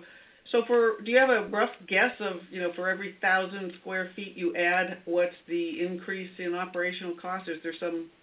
I have, right. I have a more detailed slide on operational efficiencies related to the building system. I think as far as operational costs when it comes to personnel, I don't think that's yet been identified, but we certainly can do that. The item 4 was really, I guess I put that in there for, let's say, so I just showed you a renovate is new for Latimer, where it was a phased occupied building. But if the community said, oh, we don't want to do that, we're going to rent, a space, or we're going to bring in temp modulars and put all our students up on the hill. That number is in what I'm about to show you. So that's really why item 4 was in there. But to your point, we should clarify if there's any kind of employee operational costs related to it. I can give you more detail on the operating efficiencies that we've seen as far as building mechanical systems in a few slides. Yeah. Okay, so the cost summary table that we've used, and the reason why it's important to be consistent across the options is we wanted to analyze the options based on a variety of different metrics, not only just costs. So these costs are based on historical averages, but very good and accurate middle range estimates. So site improvements, these are all, the metrics that we have. So demolition, renovate is new. You can see cost of new construction is obviously more than renovate is new. There's a soft cost line item that's a pretty healthy percentage, and I'll go over what that percentage is. And then we already talked about renovate is new and new percentage reimbursement percentages. So what are soft costs? I think people have heard this before, but in a very simple way, if you take the building, turn it upside down and shake everything out, it's all your furniture, computers, architects, engineers, testing, everything else related, that's not related to hard construction. That's what soft costs are. So when I'm going to show you the detail, these are, when I say total project costs, it's basically taking the soft costs plus the hard construction costs. It's your total out-of-pocket costs. No, the intent is to give you the total comprehensive picture of what this may cost, whether it's agreeable or not. I want to make sure everybody understands total costs. Where do you put contingencies, Jeff? Yeah, it's in there. Yep, there's a place for contingencies in this list. Commissioning, permit fees, short-term financing, if there's bonding and legal fees. So it's soup to nuts. I apologize. I can get you the more detailed list, but contingencies is certainly in there. We, on average, percentage? Yeah, on average, on contingencies, I'm talking construction contingencies. Yeah. For a new project, you shouldn't need to carry more than 3 to 4%.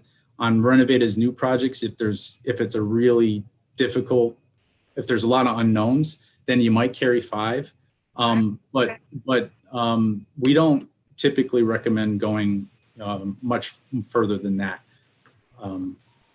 So those are in there, and those are what we would call owner's contingencies, which are, protection for unforeseen conditions, if you will.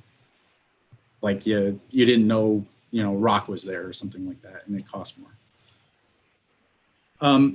I won't belabor this, but this is, I believe Linda asked about the maximum allowable square footages. So this is the kind of the clip of the math from the state guidelines.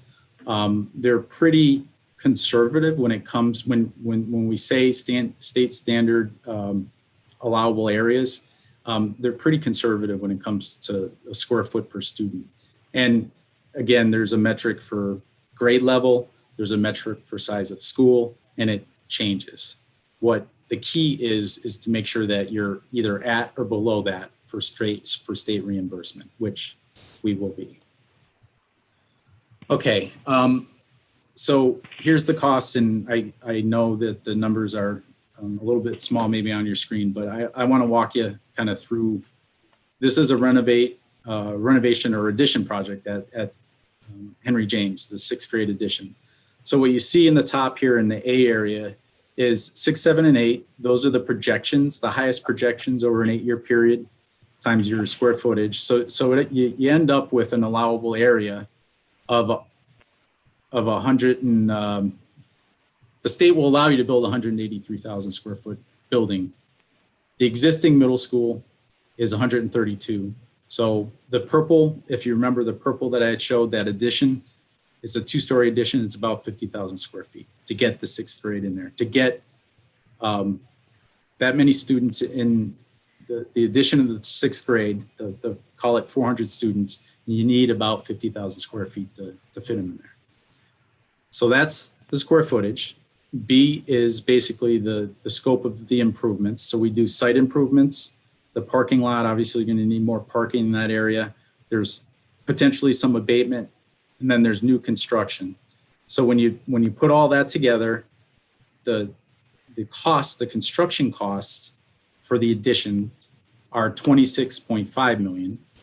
And then you add the soft costs, which are what I went over before, all the various different furniture, equipment, those kinds of things. And you add it together and you get your total project cost. So for adding the 6th grade addition to Henry James, it's $31.6 million. And then you take off the reimbursement rate. And the reason why it's new is because you're adding a new addition. You're not renovating as new, right? You take off the $7.8 million and you have basically 25.2 out of pocket to Simsbury in order to do that project.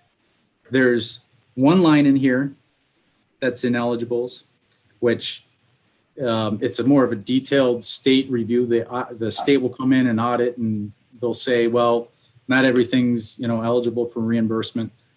That's a conservative number to carry, but I took it off of the total project, so I put it basically back in. We like to be conservative with our numbers because this number is a comprehensive number to deliver that project.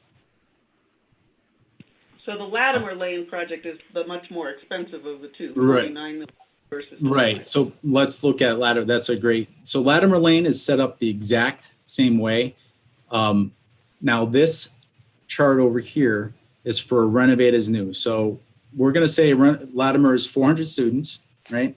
So you can build a building of 50,000 square feet, and you have a building about 45. So remember when I said that you have to keep 55% and you can add 45%. So that's what the new construction is based on. It's based on a 55-45 split for new construction, which is basically call it 24,000 square feet times that number times the 455, and then renovate is new, which is about 30,000 square feet. So it gives you a construction cost to renovate the project at 28.8. Then you add your soft costs. Oop, I'm sorry. I apologize, I hit the wrong button.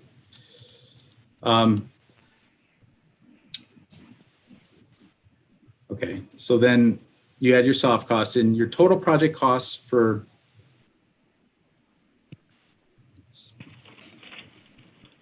sorry, I had the Zoom panel in my way, is 34.5 million, let's say.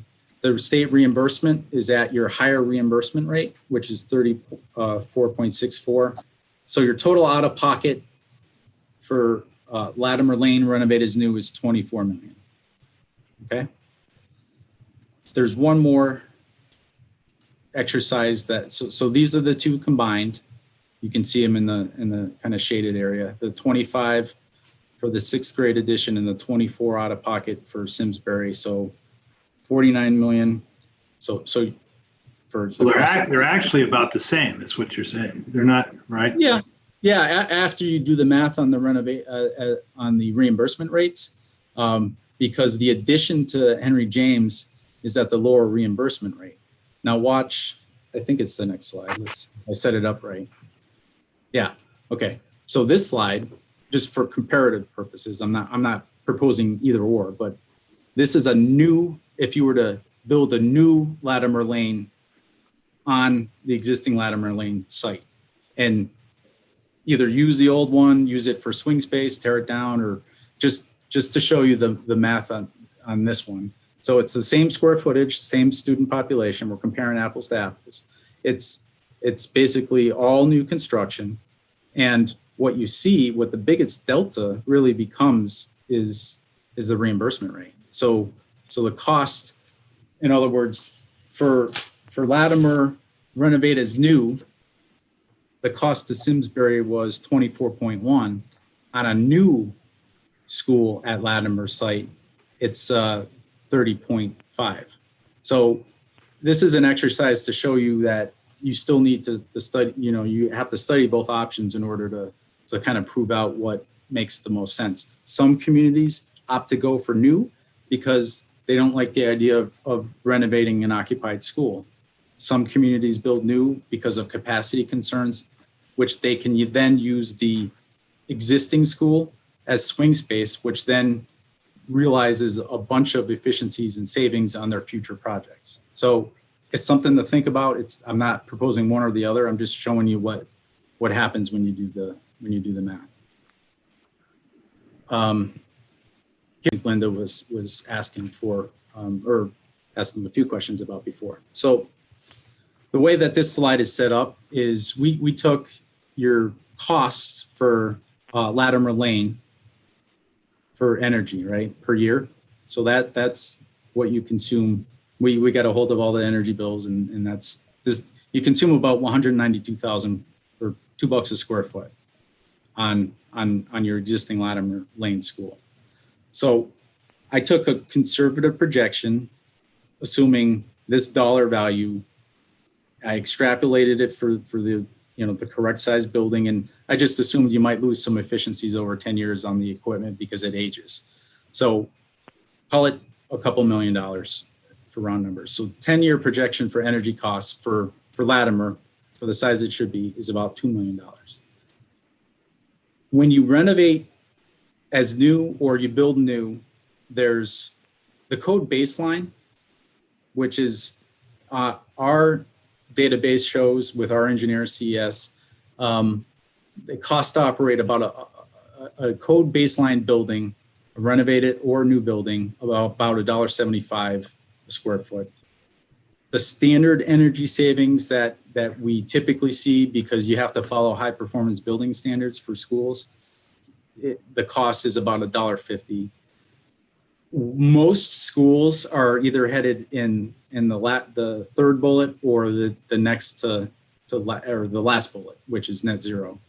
The third bullet is, I would say, easily achievable and within all the numbers that I showed you for the projects. So you see the 10-year savings, the delta in the 10-year savings there. And net zero projects work well when, and I think the Energy Committee knows this, and they've been quite active, when you have a comprehensive strategy town-wide for all your buildings eventually to bring them to net zero.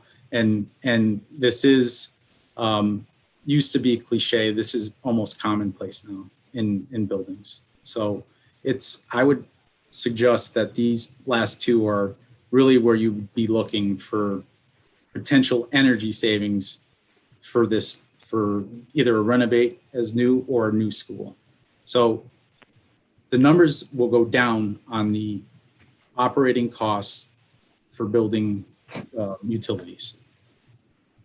And that's proven out. Yep. Jeff, so I assume it costs a little more to build to net zero. So can you talk about the return on investment for high energy savings versus net zero? Like, when is the sweet point where it was worth the spend? Yeah, it really is. If you can have a comprehensive strategy from a district standpoint, it makes a lot of sense. There used to be a lot of state grants eligible for photovoltaic arrays on, you've seen them all over school roofs. Some of that has been replenished, some of it hasn't. So that would be, I'm not trying to not answer your question, but there's a lot of variables. I would say, to answer your question specifically, that there is no premium to get you to the third bullet. There is going to be a premium to get you to the net zero, without a doubt. But that premium will go down if you have a comprehensive strategy, like if you had a shared solar array field. So it's kind of a shared savings amongst all your buildings, community buildings. And I believe Stanford's in the process of doing that now, or is already doing it. There's many communities that are looking into a comprehensive strategy to do this in order to basically realize savings. It's kind of like when Honeywell would come in and do an energy analysis of your buildings and say, we can save you this much if you put in these building controls. We have a lot of folks coming around looking at net zero buildings and trying to give you the ROI on those. So it's not 30 years like it used to be. I would say we've seen, in best case, 7 to 10 years. Average case, we're doing a project now, a new elementary school, and we proved it out at like 20, 25 years. So that hopefully addresses your comment. Yeah, the town is, and I think we'll let Maria or Eric speak to that, but I know the town is pursuing a sustainable and trying to get to net zero. So yep. I imagine that will come up in conversation at the Board of Selectmen level. Yeah, absolutely. And the Hey, state. Jeff, this is Eric, real quick. At 25 years, though, you're probably getting to the end of, remaining useful life on many of the components that are providing that cost savings, no? Yeah, but then you have the infrastructure in place to, like geothermal, right? So geothermal, just studied it. You're right. You're going to have to probably replace some of the pumps, but your well infrastructure's there and can be reused. So, yeah, I mean, it's not a cut and dry. I'm not going to tell you that you won't have to do anything after 25 years, but I will say that it's definitely commonplace and really, okay. I think many communities have embraced it. So, thanks. Yep, good point. Okay, I'm almost there. So, sorry, I'm taking a little bit longer than I thought. So the other piece of this, and I know there's interest in this as well, is the capital improvement plan. So there's a detail, and I listened to most of the previous presentation. So these are spreadsheets of basically recommended capital improvements based on our existing conditions analysis. And the way it's set up is immediate 1 to 3, 3 to 5, 5 to 10, and 10 plus. And then there's comments on the right side. And the best way to describe this is, and I think the group beforehand did quite well, is it's a living document. It's a planning tool is what it is. And it's broken down by various different divisions. I have it here: site, architectural, exterior, interior, and all the mechanical systems. So I don't expect you to see or read the detail in this, but I blew up one just to kind of give you an example. So, and it's a large one. So on the high school, for example, terminal units, you see a number of 3.5 million. And then in the comments section, and all this is tied to our existing conditions analysis, which shows why it's required, the vintage of the various different pieces of equipment. But this gives, without having to go back and dig through all that, in the comments section, it tells you why in 68 and 82, they're at their end of useful life, basically.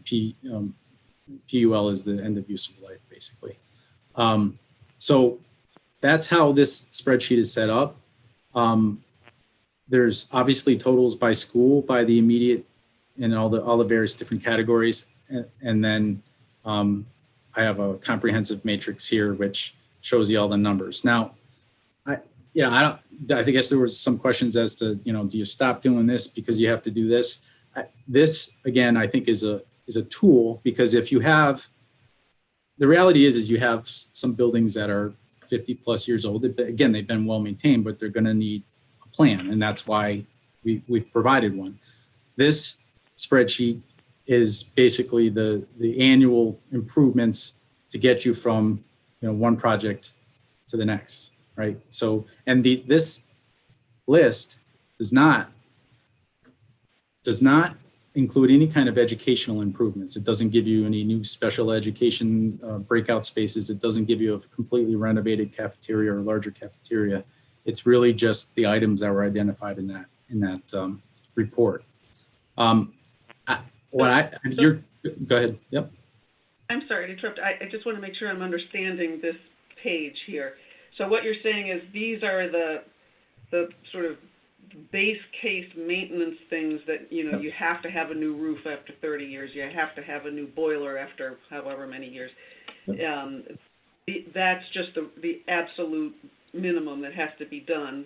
And there isn't a total here, but it looks like $100,000 or so worth of stuff.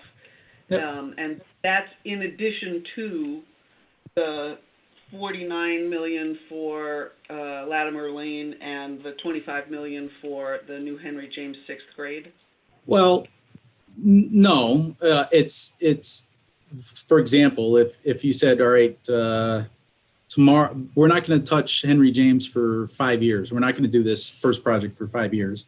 Then I would say, well, you probably should look at, the first 3 columns here and figure out what at a bare bones minimum you need to do to get you from now till that 5 years, right? And then the rest of this would come off the boards if you addressed some of those in that renovation project. Same thing with Latimer, right? So, we wouldn't advocate, spending, $4 or $5 million over the next 3 years if you say, well, we want to plan Latimer, but it's going to be, we're not going to do it for 3 years. So it is just that it's a planning tool to understand what the priorities are from an existing condition standpoint, so that you're not you're not installing a roof when you're going to do a capital project in 7 years.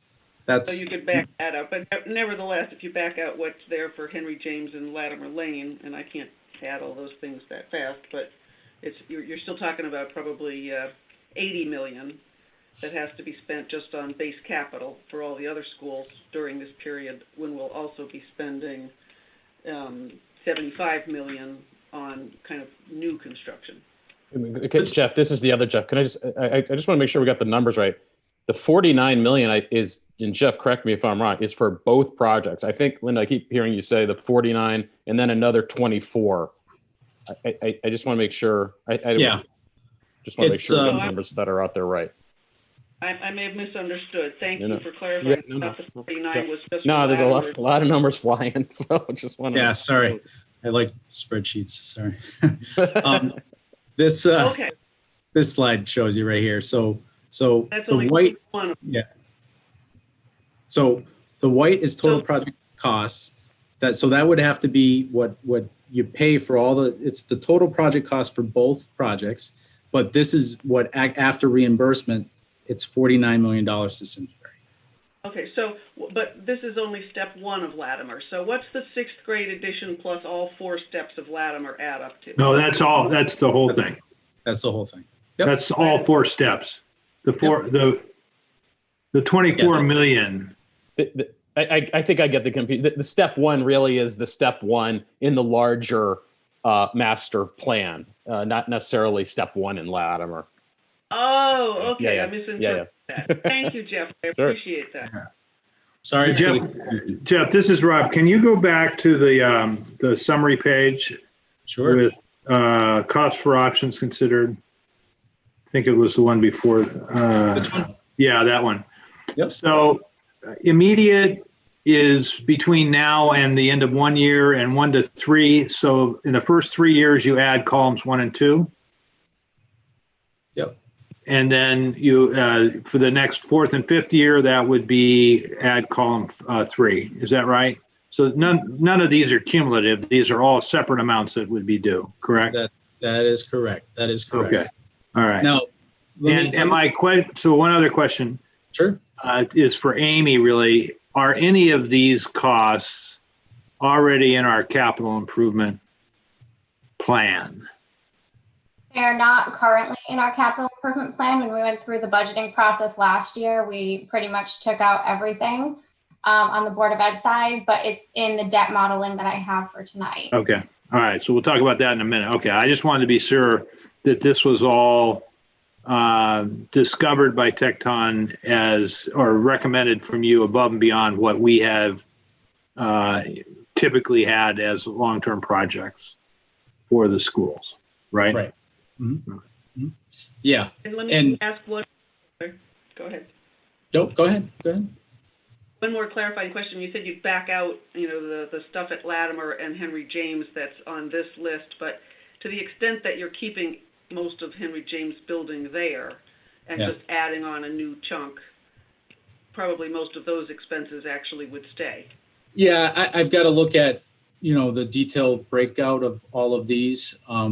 It's possible. Let me give you an example on like a larger cost, which are typically roofs are larger costs. It's a capital expenditure. Let's say I want to give it a scenario. Let's say in Latimer Lane, for example, and I'm giving an example.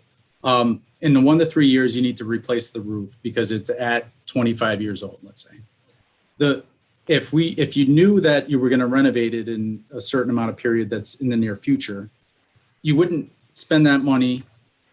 You could, or if you wanted to push out the project to 5 to 8 years, what you could do is a portion of that project. You have the roof, so you have some issues. But you could like strip the seams down and do the flashings at a fraction of that cost to buy you the 8-year period. So that's why it's so useful to have this detail, because you can do a portion to the numbers that we're showing here for like a mechanical unit is a complete replacement of the mechanical unit. But if a project's coming in, 7, 8 years, maybe you just replace the belts and filter. It buys you that time. But while it's on the list, something needs to be done. So that's why I'm saying it's not, you can't just take one and add it to the other. I apologize for some of the confusion. I didn't mean to create that confusion with the other projects. So. I have one more question before we go on to the milestone schedule, Sure. Jeff. And this might be for Matt and others, but if you look at the work we've done at Henry James back to phase 1 and 2, and it's my understanding that phase 3 is what we're finishing up now, the cafeteria and the media center. Why does adding the 6th grade in that continuum not make this a renovate as new? Because the total amount of additional square feet that we've added since we started phase 1, and that's even before my tenure, would still leave the Henry James project no more than 45% new. Is that a possible consideration or not? Did you look at it? That one might be more me, but I can try to answer it. So most of your projects that you've been putting on in the past at Henry James have been additions or alterations, which are a different category for the state, not a comprehensive renovate as new. It brings up a good point where there might be a need to have a dialogue with the state to see if you can, in fact, if they would entertain the possibility of of a renovate as new project. Well, there was, I mean, yeah, there was a lot of other work done inside that building that we paid. Right now, we're paying, I don't know, 20, whatever it is for the current project, but it included new lockers and you know, a lot lighting and you know, a lot of other new gym, you know, a lot of other stuff inside the same footprint. That if we were looking at what we've done going forward from the day we started, I think it would absolutely be what we've done is what we were contemplating for the renovators new at Latimer. We just spread it out over about 7 years. So, right. Anyway, it's just a question. I don't mean to take too much time on that. No, it's a great question. I'll follow up on that one because it's worth asking the question. That's why we typically, I get it while the communities break down into smaller projects, but when you're doing that analysis, if you want to break the project up into several smaller ones over a 10-year span, you got to look at that versus the reimbursement rate to do it all at once and the cost that you're going to save on building efficiency and reimbursement, because those alterations probably didn't get that higher reimbursement rate. I don't know. I'd have to look at that. So the first two projects were much smaller than phase 3. Phase 1 involved moving the main office to the front of the school and some cosmetic changes on the first floor. And phase 2 sort of matched some of those other changes and was like it was less than $2 million, I think. This, Rob's point is well taken right now. This phase 3 is in the $25 million range and involves much more extensive work to science labs, the auditorium, and the media center. Yep, understood. It's a good point, though. I will follow up on that one. Okay, I think I made my way mostly through this. These were some of my caveats and clarifications, but you know, I didn't on that matrix include an escalation because, you know, the reality is when you're looking at that matrix, and this is why I think, you know, Simsbury is pretty smart at what they're doing is looking at it town-wide. You know, if you have 3 or 4 roofs that need to be renovated, whether it's town or school, you probably are going to see some savings if you package them together. So some of these, you know, there's going to be some efficiencies there that you probably want to look into from a comprehensive planning perspective. Question. Sure. I think this goes to Matt. I told Matt I was going to ask this tonight. But Matt, at some point, could you please get us a summary of how you are currently budgeting for maintenance costs in your operating budget and maybe Jeff, you could help. What do those maintenance costs look like with the bigger square footage? I'm trying to get to what is going to be the impact on the operating budget. To Linda's point, it's not only the capital, but the long-term impact to the operating budget. And I don't fully understand how you're doing it now and how you'd recommend changing it or what the estimates would be going forward with the new footprint. Okay, we can work through that for you. Absolutely. Okay.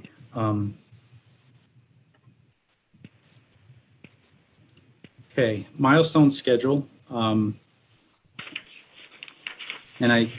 this is a similar slide that I've presented in the past at public forums, but let me just kind of walk you through. We've been at the master planning for a few years now, coming this December.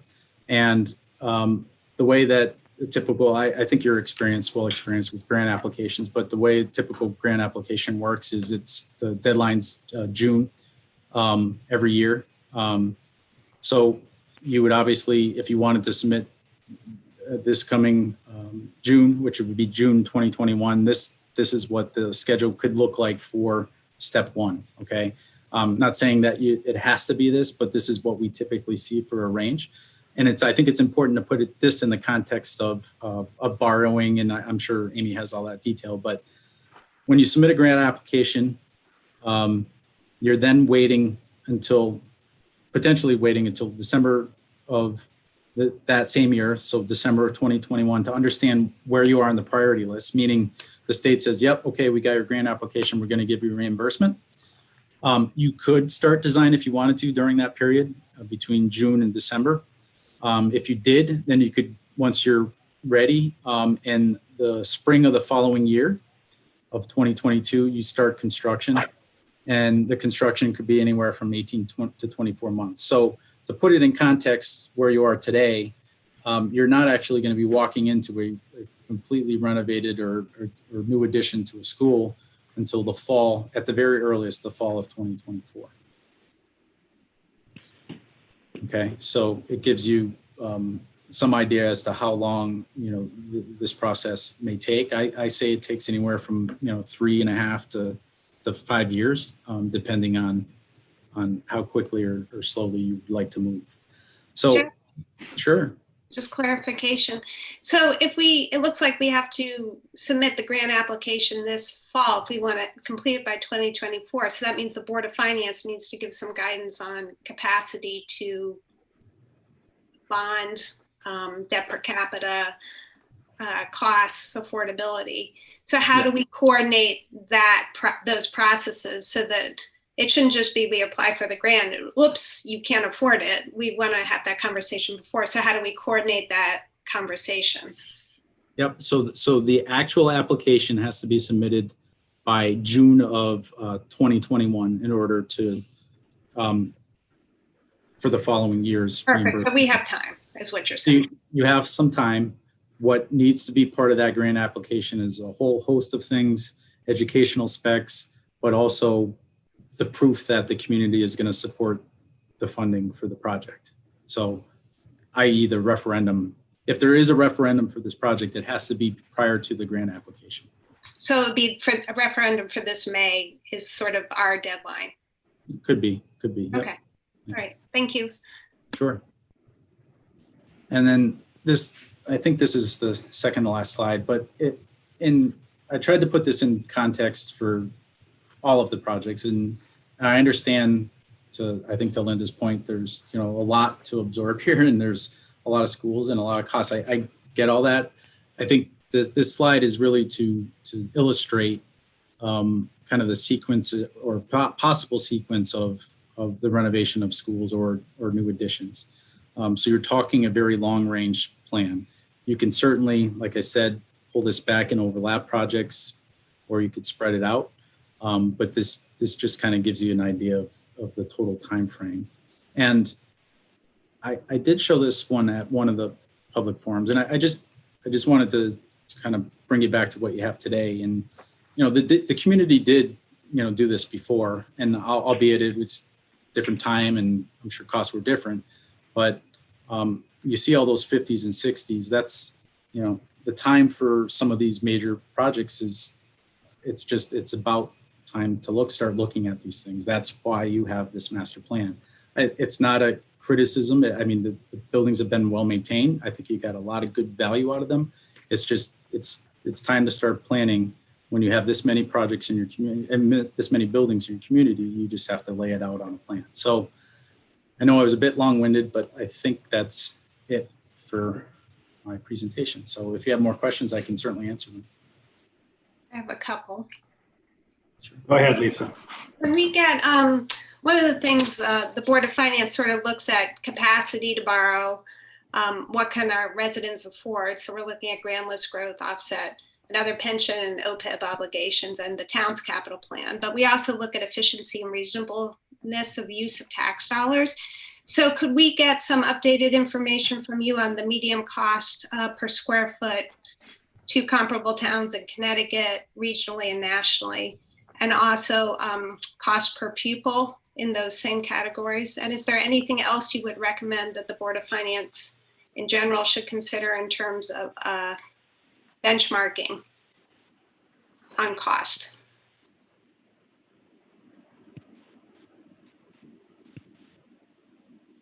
If I can certainly, if that was a question to me as far as the construction, I can certainly get you past historical numbers on median cost per square foot for actual construction.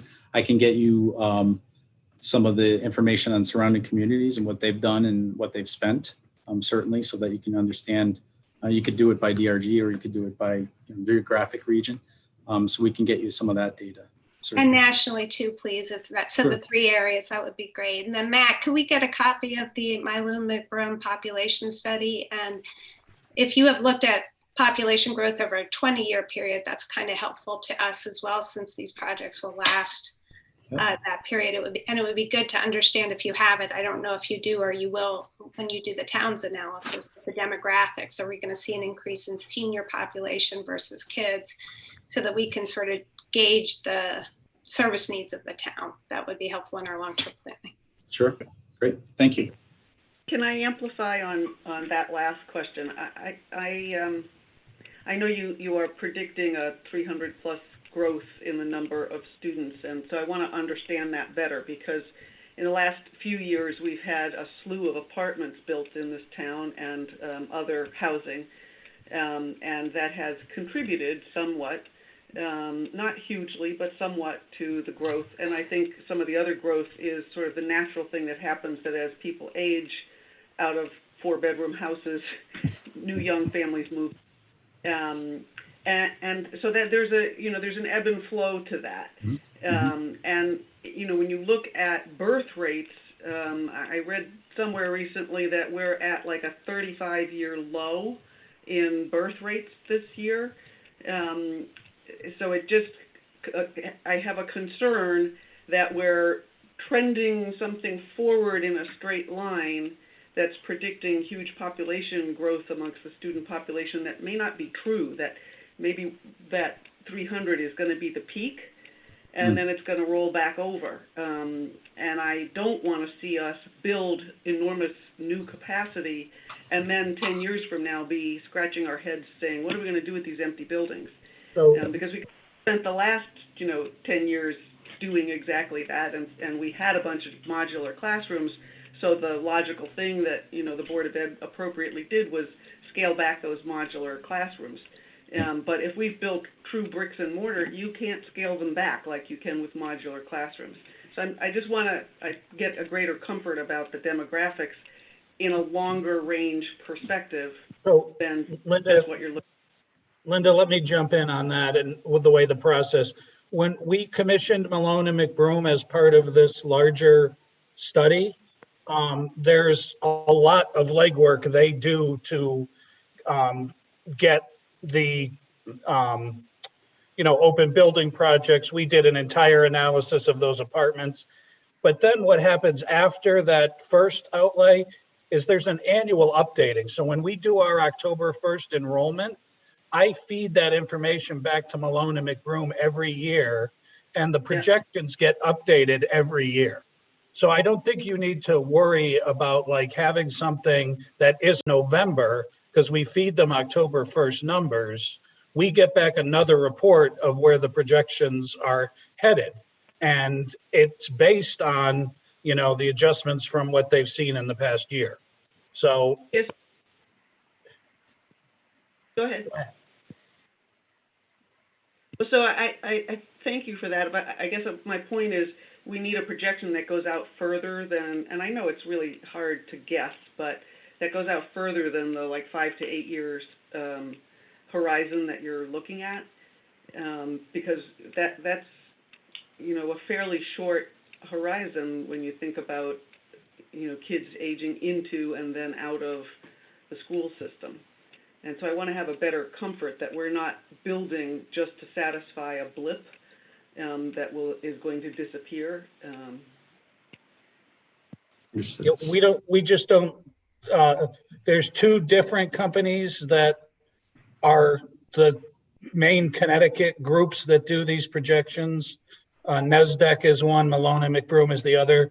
They both do 10-year projections because they feel like that's the reasonable predictability. So if you're looking for something beyond 10 years, we'd have to ask specifically if they would even do that. So Neil, there are people who do that. When we were considering the senior center, I think we had a 25-year projection. So there are certainly companies that can. So maybe Linda, we can talk about pricing that out. Yeah, I think it'd be worth doing. I know it's not going to be a perfect, accurate kind of prediction, but there is some predictability to baby booms and baby busts. You're looking at the prior generation and birth rates and that sort of thing.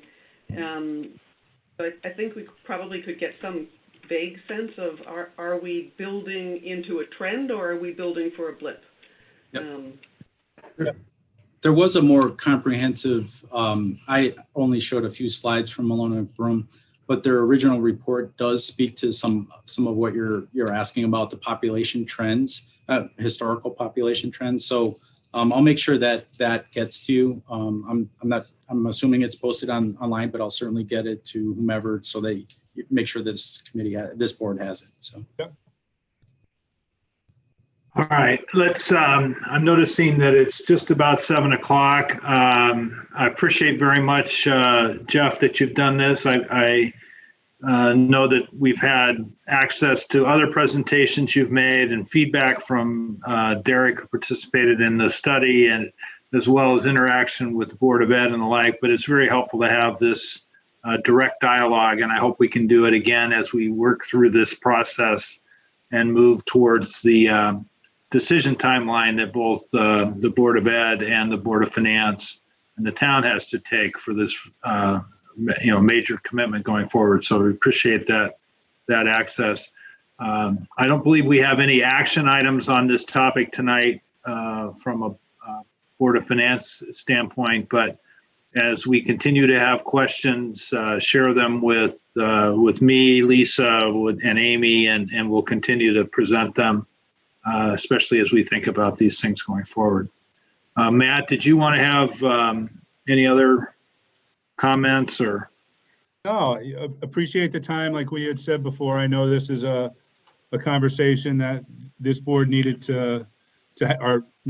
presentation you needed to have, and it's going to allow you to move forward with some modeling. And then I think that's what opens up the dialogue for us going into the fall. So I'm pleased that we got a chance to get it in this very busy time. And Jeff, once again, thank you for your time and efforts. Great. And thanks to Board of Ed members who also participated. And this is like everything we do, it's a cooperative effort to try to be sure we're doing the best thing for all constituents and stakeholders. All right. Great. All right. Shall we? Is it necessary to take a short break, or should we just let people do rolling breaks, or would it? I think it'd be better if we took a short 3 to 5 minute break and then came back. I think that'd be good. Everybody okay with that? All right, so we will start again at 7:05, all right? Great. All right, everybody grab a snack.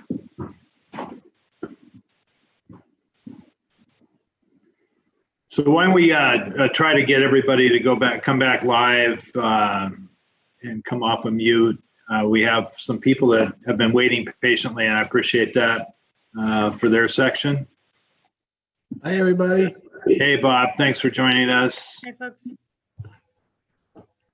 Maria.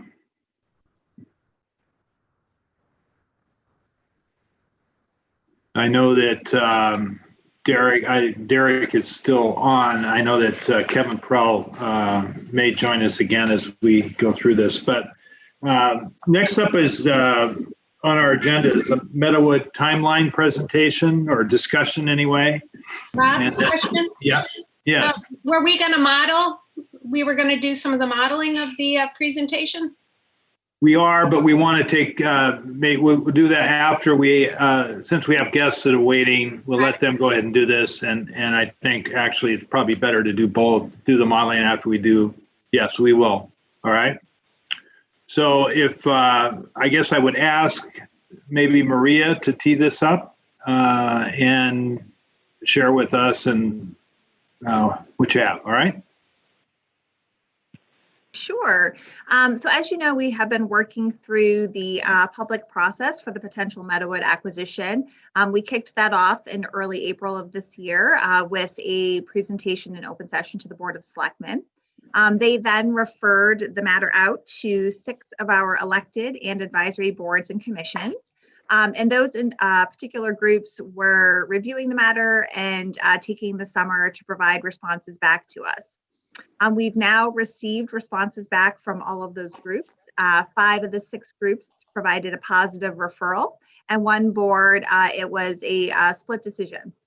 And so we presented that information to the Board of Selectmen at their August 10th meeting.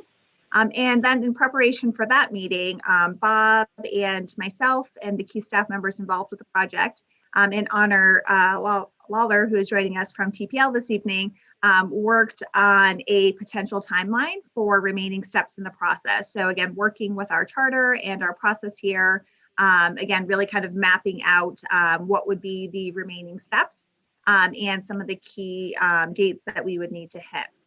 So we do have a draft timeline that is in your packet for remaining steps and dates. We are planning to do a more in-depth presentation on the project at your September meeting. But we do have, again, Bob here this evening, as he's been involved in past acquisitions, and he can speak really well to the process and the steps that are remaining. And Honor can certainly help us out as well in terms of timing of any potential bond referendum that we may hold on this project in regards to TPL's timeline with their contract with the current landowners. Okay, so I'm shuffling, looking for the timeline and what the next steps are. That was in our package, right? That's correct. Are there any questions on the timeline or the remaining steps that either myself or Honor could help with? So let's start at the finish line and then move backwards. When do you expect or need that this would go to referendum? Let's work back from that. Sure. So it would be January of 2021 or later, depending on timing. I think what's probably important is for Honor to mention both the 12-month contract with the landowner and then the potential extension and just some timing on their end. Sure. Thanks, Maria. And thanks everybody for having me. Yeah, so the Trust for Public Land has a 12-month option with the landowner to purchase the property. We have an option to extend for 6 months if we need to. And, sort of contingent upon some milestones. It's definitely, this is a real estate transaction. So it behooves us to act as, quickly as possible. And so a January referendum fits in with that timeline, and I think would benefit the project from a, perspective of, making for compelling grant applications for future funding sources and things like that. And the 12 months started when? We executed the contract in February, so 12 months from the date of execution. So it would essentially be 12 months, February, first week of February sometime.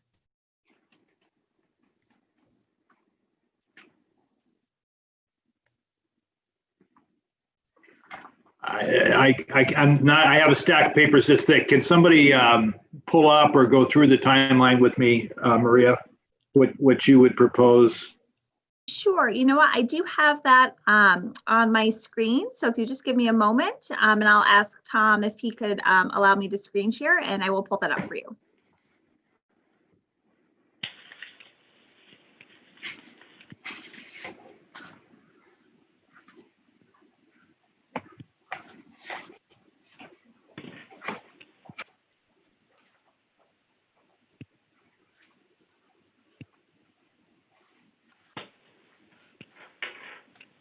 You're able to screen share, Maria.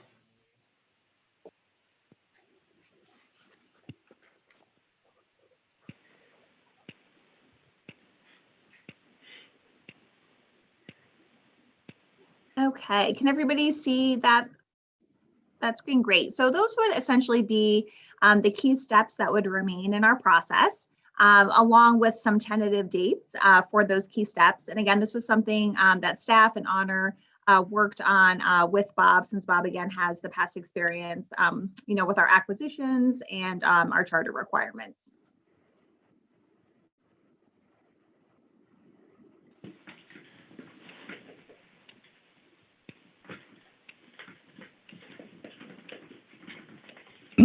Yeah, I think this is a pretty straightforward timeline. It's Bob, what are the requirements for public hearings based on the presentations to the Board of Finance and putting the proposition on a referendum? Well, there is no requirement for the Board of Selectmen as the legislative body to hold a public hearing on the acquisition of land. There is a relatively new requirement under the general statutes to hold a public hearing on the disposition of land, especially open space land, which came, the statute was passed in reaction to the situation down in Haddam where the town was looking to do a land swap of open space with the state, and that went bad quickly, and the legislature reacted by creating a public hearing requirement for the disposition of land. This is an acquisition of land. Now, the last time the town acquired land of any size or cost was, it may have been Ethel Walker, but it was definitely under the charter when the legislative action required to acquire land was reserved for the town meeting. So under the old charter, the Board of Selectmen would vote to call a town meeting, and if the price was above 2% of the town budget, the town meeting would adjourn to referendum under automatic referendum. So under that form of the charter, the town meeting was a de facto public hearing before the referendum. Under the current charter, though, the legislative powers have been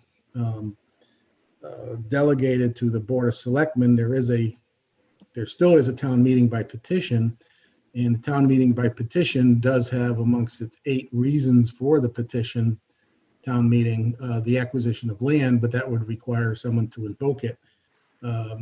But in the absence of a petition town meeting, there is no requirement that the Board of Selectmen hold a public hearing prior to voting to acquire a piece of parcel of land. Question? Yep. So if this was going through the normal budget process, our budget process requires a public hearing. So I would treat this as similar to a budget proposal. It's a long-term commitment by the town. So there's nothing preventing the Board of Finance from holding a notice public hearing on this acquisition. No, there's no prohibition against public hearings, and there's also no prohibition against the Board of Selectmen holding a public hearing, but there's no requirement to have one. Perfect. So I would just advocate that the Board of Finance follow its normal budget procedure and do hold a public hearing, because I think it's important to public feedback.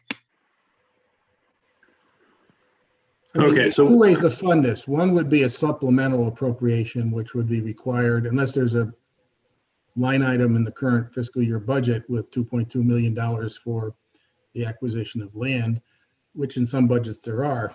In the absence of that, though, this will require supplemental appropriation because of the size of the town commitment of $2.2 million. I believe that's above the 2% threshold.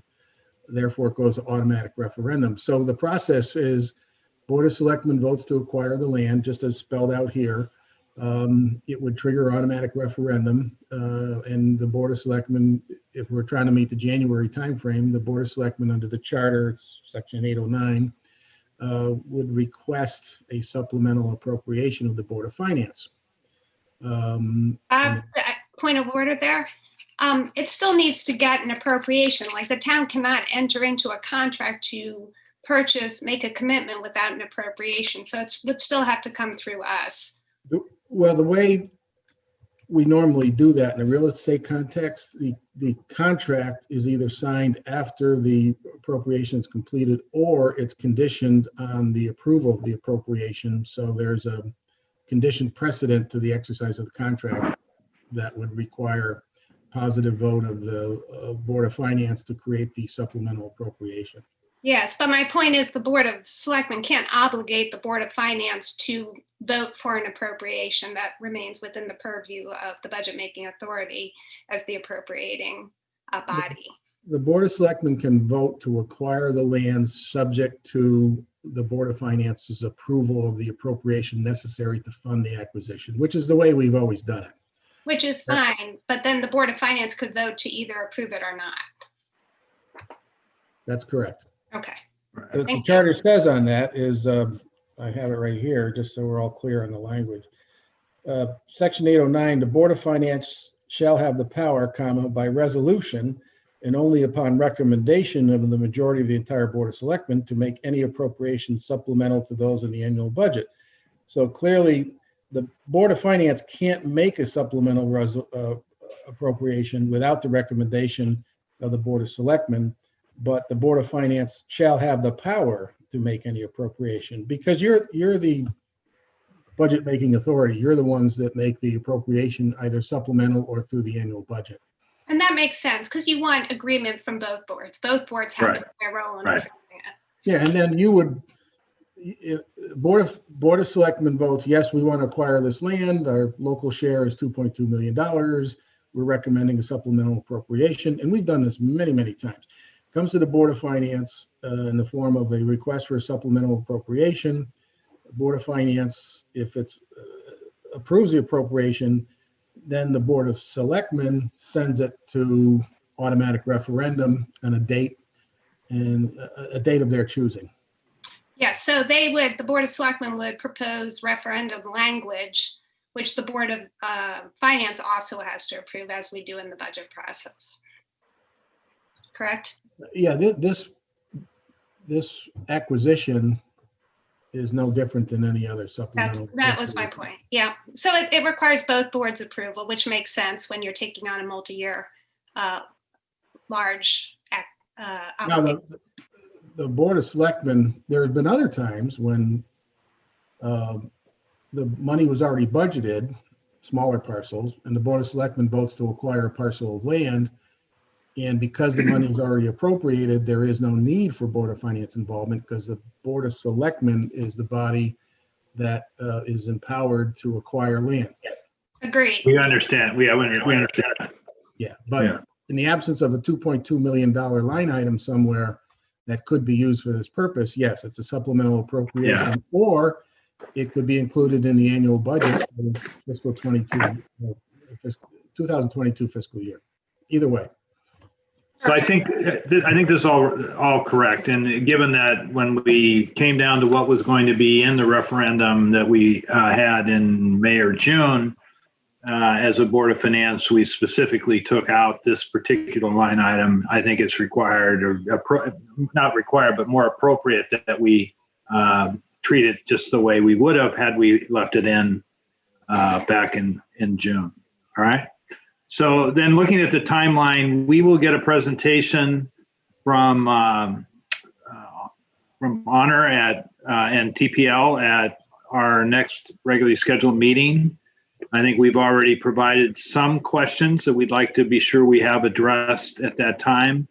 And we will endeavor to be sure we have a comprehensive list of those so that we can be as informed after that meeting as we can be. I think the things that we're most interested in understanding is the impact of the on the grand list from this project as it becomes town-owned land, the potential operating expenses of maintaining the property if it becomes town-owned property going forward, development plans, all the rest of that.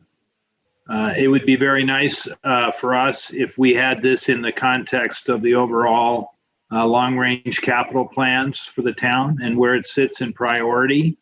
I don't think that that's for TPL to discuss, but I think that the Board of Selectmen representatives or Maria or others should be there to answer those very strong questions that we will have about how this fits in the overall scheme, especially since we went through at least $50 million worth of expenditures over the next 5 years earlier this evening. So in that context, we will provide those questions and look forward to being fully informed after that meeting on the 15th.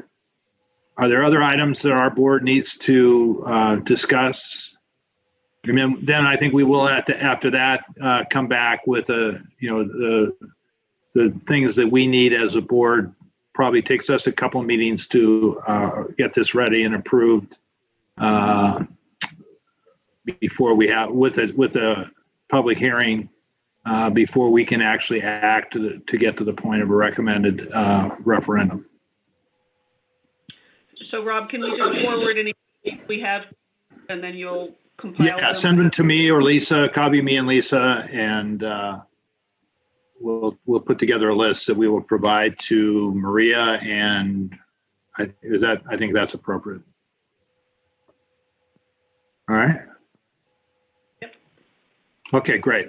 Thank you very much. And Bob, thanks for being available fairly short notice, but for a long time. Well, that's the beauty of Zoom, I can just. It is. On and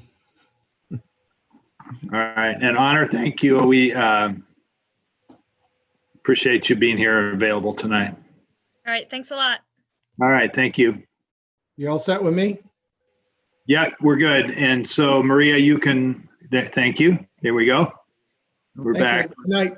Good night, everyone. Good night, Bob. We're back to Hollywood Squares now. So. Yeah.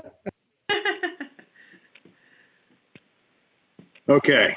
Appreciate sort of amending the timeline there. We did want to go back and talk about some modeling of that of the project for the schools as laid out. I guess it's sort of stupid. I didn't ask. I presume that the Board of Ed is on the renovate as new for Latimer Lane, not build a new school. The delta there, I think that's where they are. But it won't materially change our looking at the modeling. So. Can we just start and go through? Yeah, if you can, please. All right, let me just share my screen. Oh, Tom, can you make it so I can share my screen? It says it was disabled. You should be all set now. Thanks, Tom.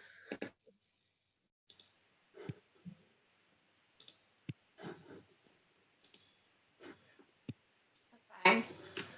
So this is a very big spreadsheet, and just to go through initially the assumptions that were used in the spreadsheet. Basically, this spreadsheet is a combination of your tax levy worksheet, your capital worksheets, your financing graph, and then some scenarios at the end. But I'll just take you through the assumptions quick, and then show you each of the tabs. So in preparing basically a 5-year overview of what our budget could look like, and I just want to put that out to the public that this is not a proposed budget.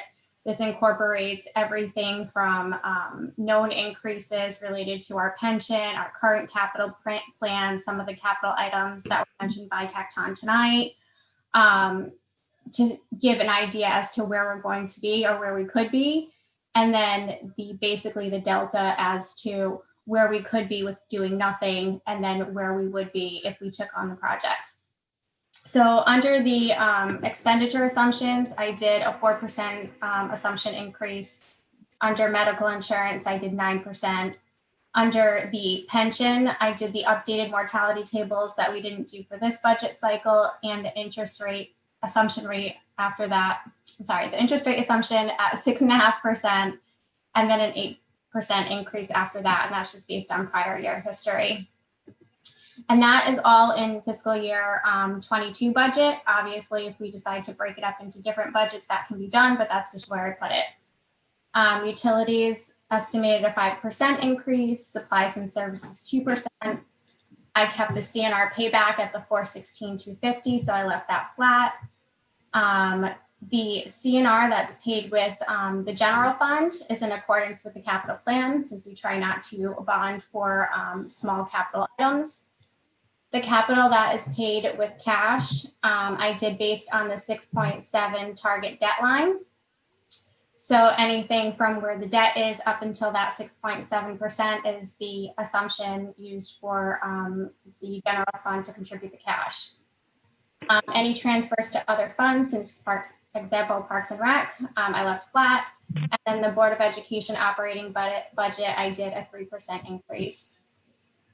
On the revenue side, charges for services, I did a 4% increase, and this is really our charges for services to the Board of Education. So they pay a partial of the salaries for the services that we provide. So if our salaries increase, they're going to cover that cost. Building fees, I just did an average over the last 5 years and was just conservative because we just got out of some of our larger projects. So I did $600,000 per year. And then the remaining revenues, including state aid, I left flat. I didn't look at anything related to fund balance, no contributions to fund balance, no issuance from fund balance for appropriations. We know that we have the tax collection rate where we know that we'll add to fund balance, but then on the offset, we have some COVID costs and, we might need some purchases that are unplanned for, as does happen from time to time. So I just left fund balance flat. And then I think I already mentioned that. I don't know, I have it in there twice. So this is just the capital. I mean, Amy, before you go on from the assumptions, can I ask a question? Sure. When you say revenue flat, did you not put in the grand list projections that we had from February? Grand list is in there. Yep. Where is grand list? I'll show it to you. Hold on one second. You put that in your assumptions. You use the assumptions. And then how did you budget for the solar? Because there are two ways. I know we were talking about either doing the bulk payment and then it decreases over the 20 years, or doing a portion, 600,000 per year over the 20 years with either a mill rate stabilization fund or some other negotiations. The 600,000 for what? Revenue from the solar. We were told when it passed that there's going to be, first you get a lot of revenue and then it decreases over the 20 years, or we could work with them and apportion it, or do it with internally and apportion it as 600,000 per year. So I wasn't sure how you budgeted for that. Yeah, so Francine had included that all in the 1 year. So I just left it the way she had her grand list projections. But then they don't just pay taxes 1 year, they pay every year, right? Right, but this is the new growth, and then anything above and beyond that is already included in the year over year. This is just any adjustments during the year. No, but my point with the solar is that we know that's going to be a diminishing grand list number. Right, so she would have taken into account in these okay. These numbers. So we didn't smooth it to the 600,000 a year. It's actually a diminishing amount. I think that was the question. Yeah, I mean, I would like to put that as an agenda item, whether we should consider doing it as 600,000 a year for mill rate stabilization.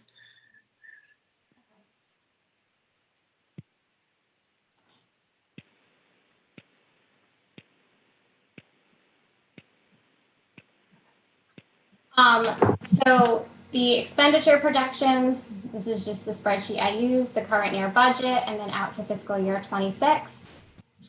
Revenue projections, same thing. I left the tax impact blank to be calculated on the tax levy. This is the grand list projections that Francine had provided during the budget season. So I utilize these in part of my projections, excuse me. And then we get to the levy calculation worksheet, which should look familiar during budget season, from fiscal year 21 all the way out to fiscal year 26. And then all of this links into the capital improvement plan. They all link back and forth. So this is our current approved capital plan for all of the town items. I removed all of the Board of Education items that were related to the buildings. So I took out all of the high school renovations, field reconfigurations, all of those items, and put in the recommended cost for the capital improvements that were presented in the slide this evening by Tech Talk. So this is with no capital project. So this would be the Henry James and Latimer construction projects. That's not included in this plan right now. I just put in the cost to maintain each of the high schools, or in high school, elementary school, and middle school. And then this translates into our capital financing, which translates into our debt graph. And then in the debt graph, I put our 6.7% target. I added a 7% line, an 8% line, a 9% line, and then a 10%. And then I created a few scenarios just to save time. So year 26, based on the analysis, the arbitrary mill rate would be 45.26 and the median home impact will be $9,600. Then I put in each of the scenarios where, say we did the Latimer renovate as new and the 6th grade, this is what your mill rate looks like, and this is the median home impact. So your delta is an increased mill, and then your median home impact is an increase of $280. If we did just Latimer, renovate as new only, then it would be your mill rate, and then this would be your median home impact, and then it would be an additional $109 to taxpayers. And then the last scenario I ran through is if we just did the 6th grade at Henry James, and we kept the rest of the schools, so we still had to maintain Latimer. And then the variance here is $169 to the median taxpayer. Amy, I'm sorry, could you walk us through, assume that we're just doing base capital and normal growth in budgets. What does the mill rate look like in 5 years? 45.26. That's just if we do nothing. We just do That's maintenance. if we do nothing. And then we're at 38 now. This, I believe 38 includes the fire district, and I did not include the fire district. Let me go to it. I can tell you. Yeah, 38 includes the fire district. The 45 does not include the fire district. So the total would go up 8 mills without even doing any construction. Right. If we did exactly what was in his capital improvements plan, everything on our capital plan, and just did maintenance of the buildings, then that is a theoretical scenario based on the increases that we know about and the assumptions I took you through as to where we would be. And Amy, right? How much for a median household? 8 mills is how much? So it would be.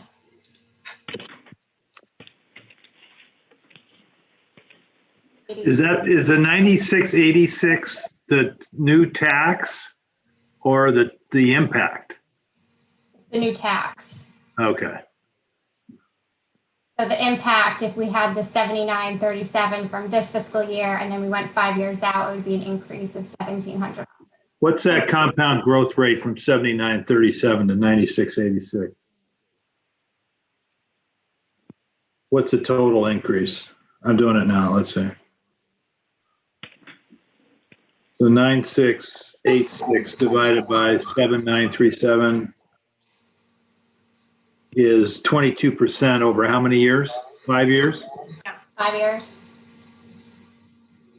And that's before we even start thinking about the schools or Meadowwood or anything like that. Well, yes and no. I mean, it incorporates everything in the capital plan that he recommended. I mean, obviously, if we have tough budget years, the Board of Finance is going to have to look at that during the budget season and see if there's ways to smooth it or move it out, or that's why I wanted to be very clear. This is not a proposed budget. It's just what it could look like if we did everything we had to do when we were supposed to do it. all right. So just go back to the sheet where you showed the impact of adding the schools. Yeah, this one. All right. So what you're saying is that if we do Latimer, renovate as new, and Henry James, 6th grade, that's what they're proposing.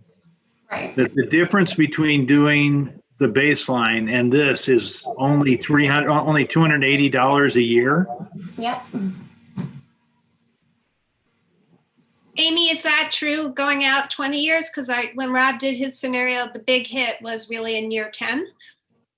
Well, his scenario was based on, I think, redoing all of the schools. This project proposal is just for doing Latimer. Yeah, so that it's a layering in of the 2nd and 3rd schools. If you go back to his slide that had that went out to 39, whenever that was, he has the next they, whatever. Hang on.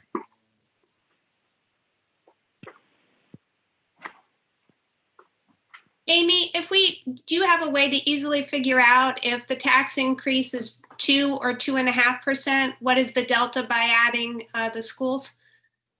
Instead of all these other assumptions, just assume it's a 2 to 2.5, 7% capital.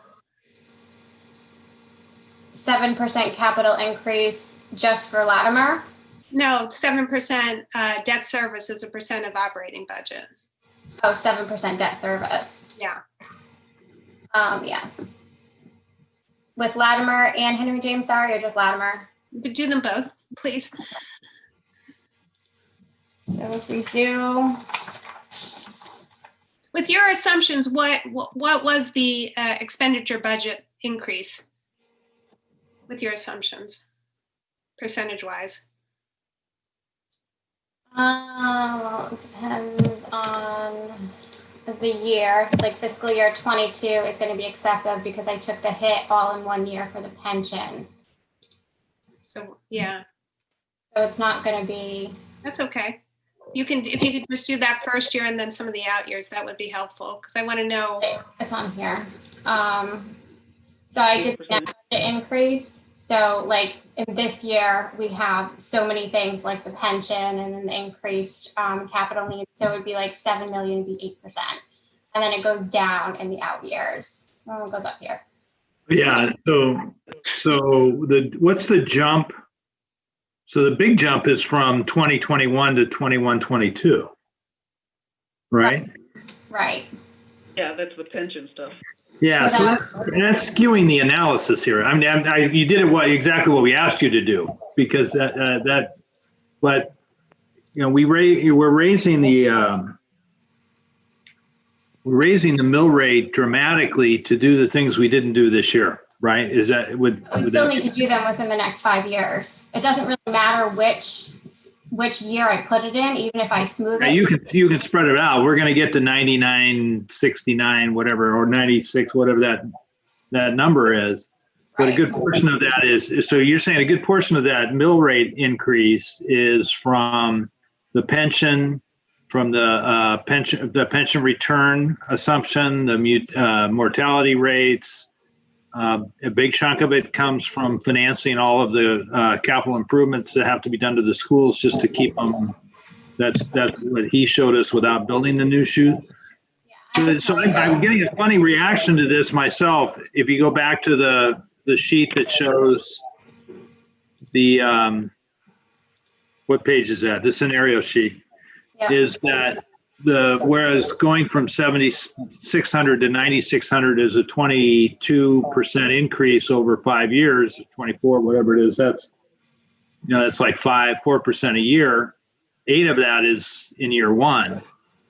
So I think that's a big increase. But if you look at the delta to that number for doing the schools, just these 2 renovations, you'd say absolutely we'd do this, right? Wouldn't you? I mean, the difference be the $280 difference to have those schools done.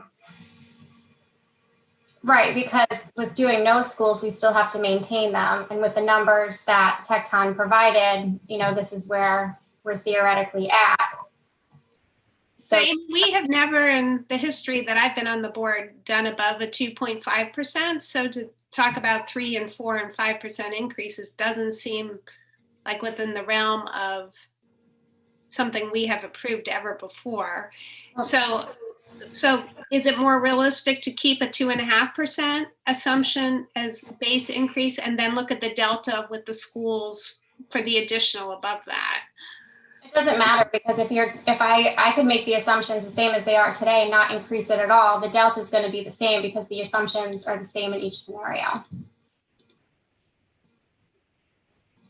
Well, I guess what I'm saying, the impact to the homeowners could be different. A $2,000 increase in taxes over 5 years is breathtaking, and that's just for the median.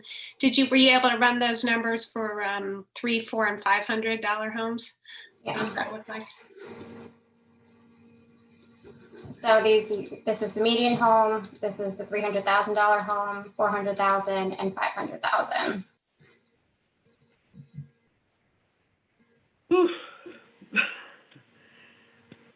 So I think, I look to the Board of Selectmen when I've sort of dealt it or tested it with people in the community.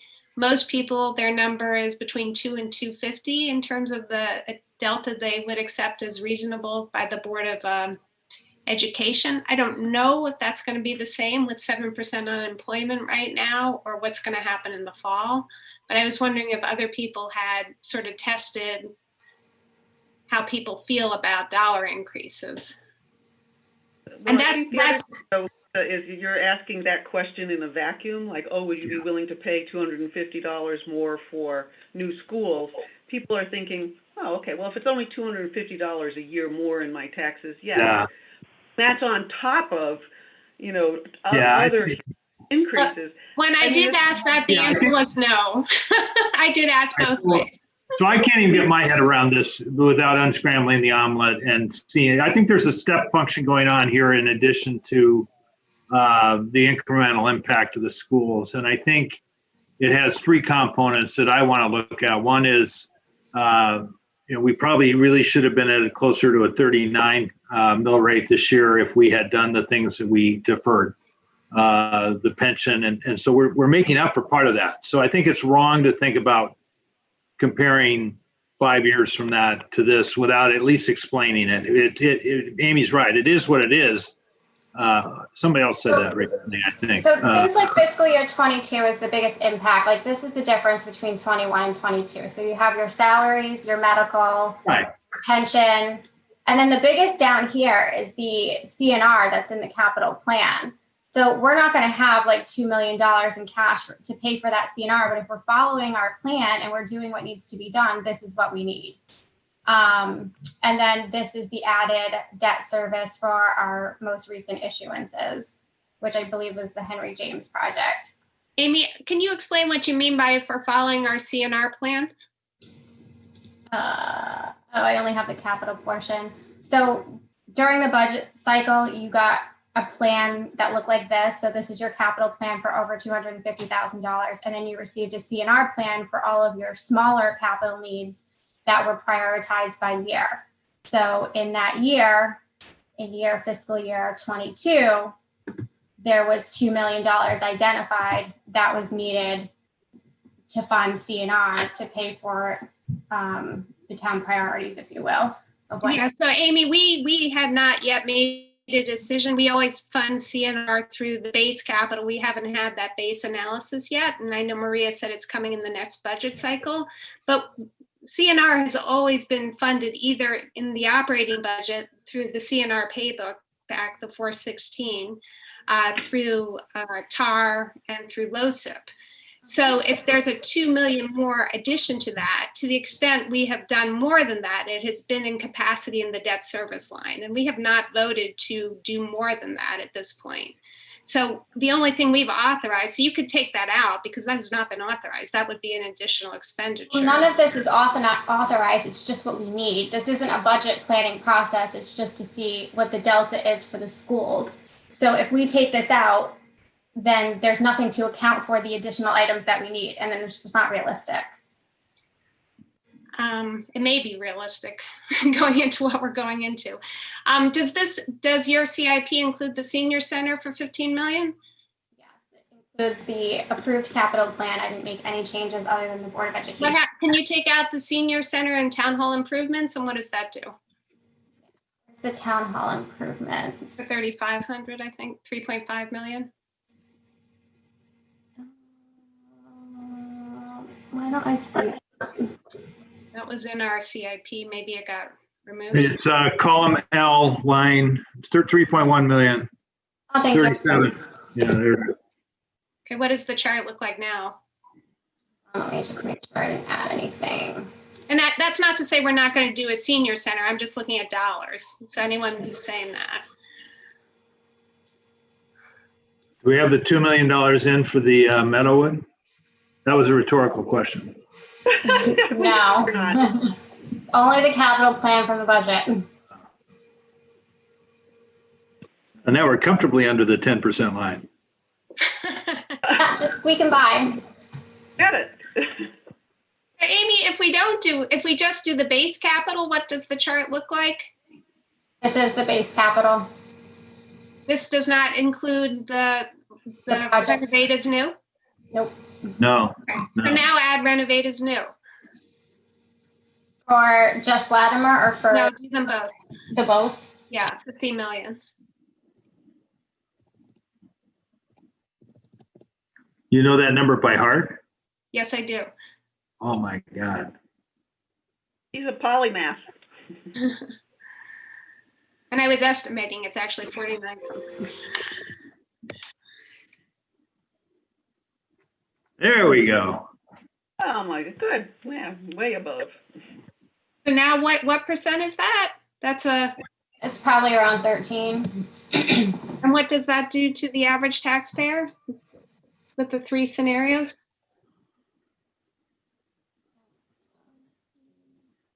So that was the total. So that's the 280. 13% increase in capital is only $280? 13% increase over time. So if you look at the financing, let me make sure. We using 15-year bonding or 20? 15? So this is 20 years. So Yeah. this is at 3.5%, 2 issuances at 20 years. So you can see that your biggest year, this is your total existing and proposed debt.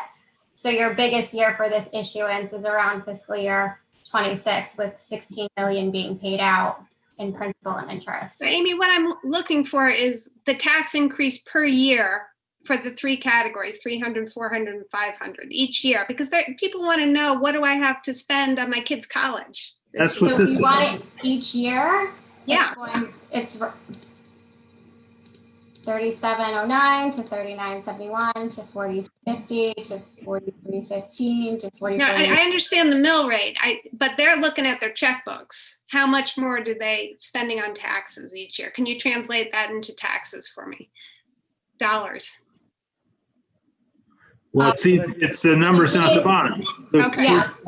So if it were the median home, it would be an additional 560 and 22, 169 and 23, 567 and 24, 385 and 25, and 361 and 26. It's another way. That's what I'm trying to say. The same thing. So of the total increase, which is $2,000, 600 of it comes immediately without anything to pay for the pension, and other things that we didn't do last year or for this year. Right, and it also takes into account the CNR that, is on the plan that, like Lisa said, it's not approved and stuff can be moved out. But if we're doing in accordance with our plan, then yes, that's where we land. And I would just ask people to look further down. Some people are seeing a $1,300 increase, $395 as the low, $1,300 increase, $900 increase. I mean, I'll keep an open mind, but this is stunning.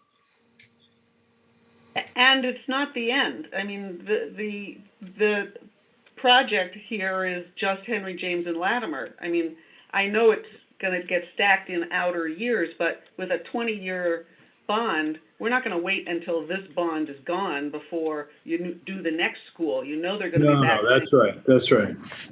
So it's going to. That was that rough. Yeah, that was that rough already sheet that I did. Highest taxes around. Amy, can you just rough in the next project that they have on the books starting in 5 years? It doesn't. According, the sheet is that it doesn't come on until 2029. Well, put it in at 2029. Let's see what happens. I'd have to, that's not quick. I mean, I could do it, but I'd have to check my formulas and. Okay. Well, if we could get that maybe for next meeting, that would be helpful. Okay. To me, this is just not affordable. I wish we had started with affordability as opposed to, what can we afford, and then let's do what we can afford, as opposed to what do we want and how do we back into paying that. I mean, we'll be run out on a rail if we tell people we're going to raise their taxes $1,300. Yeah. So Amy, the delta is, so when normal tax increase is what, and then the Board of Ed is 280 is that for the medium house for 300? Yeah. Right. So and what is the normal tax increase? That's what is the dollar increase in taxes for the median? For the 5 years with the base? Yeah. So 96, 86.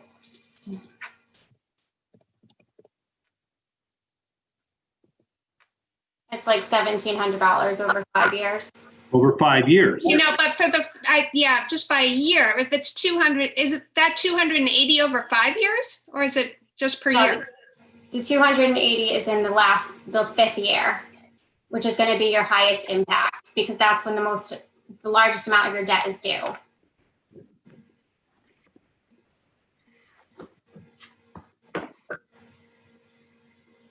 I think we can afford the new schools. I just don't think we can afford all the rest of it. We're not going to be able to pay pensions to anybody and.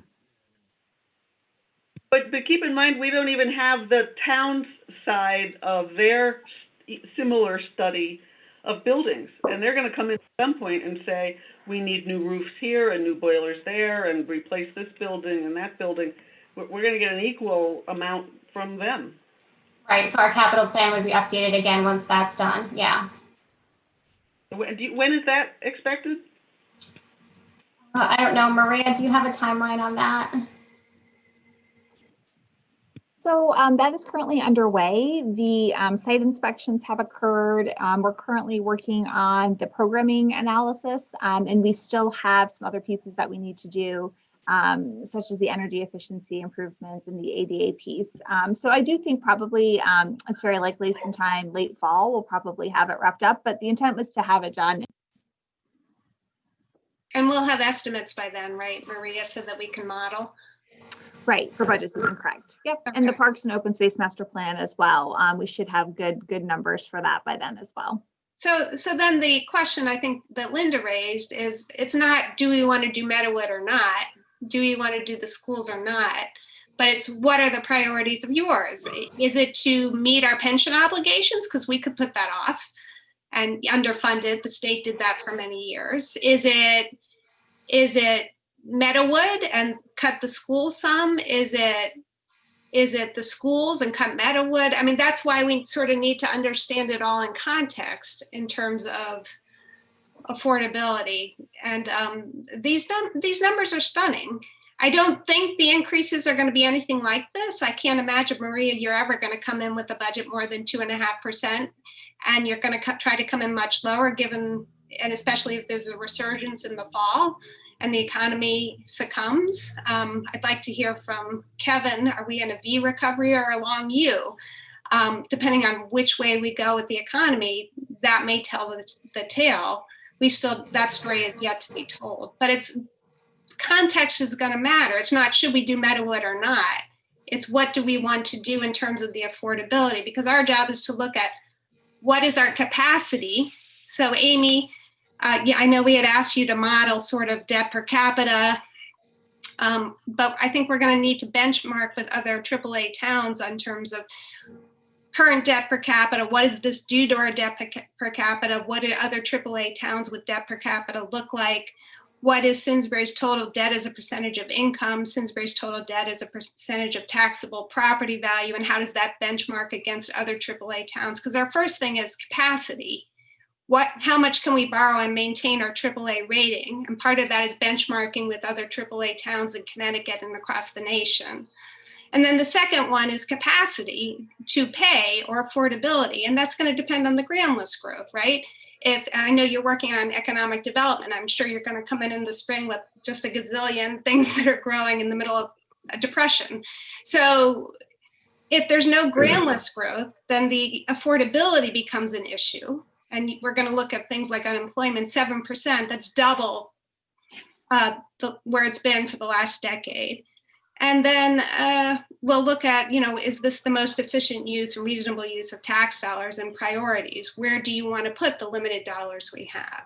But I don't think we can get a sense until we benchmarked what other AAA towns are doing and how this changes our debt per capita and debt as a percentage of income and debt as a percentage of taxable property.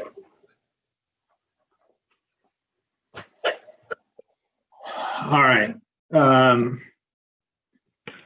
So there's some work to do here. I'm not sure exactly what to do. I guess I'd like to talk, Amy, I'd like to get my head around a little bit more about the spreadsheet and the in and outs of that. And this should be on the continued topic of discussion for our September 15th meeting as well. Amy, could you email us that so we can play with some of the numbers at home? Yeah. Watch out. Okay. We have the finance director's report.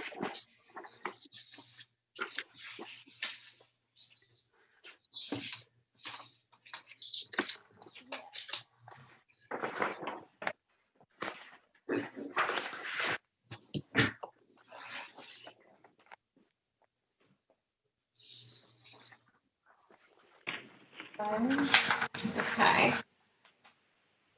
So you have your updated listing of grants and donations. I won't go through each of those. And then the recurring COVID-19 update related to their expenditures. And if you look at the towns, for example, I did it a little differently this time compared to the previous times. So I put in our actual for fiscal year 20, and then I added a column for fiscal year 21 of what's been spent to date. And then I added a column for fiscal year 21 estimated. And then I also included all of the funds instead of just the general fund impact. So you can get a sense for our total cost related to COVID. So on the town side, you can see with everything combined at the end of fiscal year 20, it's about to the town, not the general fund, the town is about a deficit of about $22,323. And I just noticed I have to change that to net town loss instead of net general fund savings. And then you'll notice in the fiscal year 21 estimated column for the town, I don't have anything in here yet. I'm kind of unsure about what the future for fiscal year 21 is going to be related to the COVID expenditures. We're likely to see some additional resident assistance, but Kristen's putting a plan together as to what she feels the volume of assistance is going to be needed over the next 2 months. So I'm waiting to get that back from her.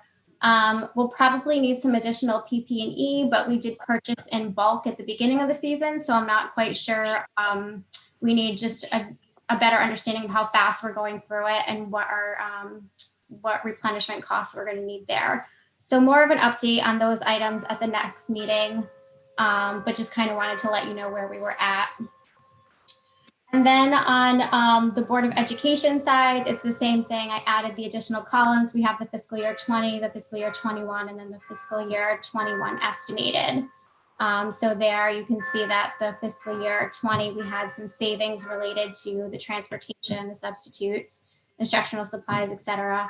And then for fiscal year 21 to date, we're about $500,000 into COVID-related expenditures, mainly for the Chromebooks, desk shields, everything encompassing going back to school. A lot of that cost is the technology.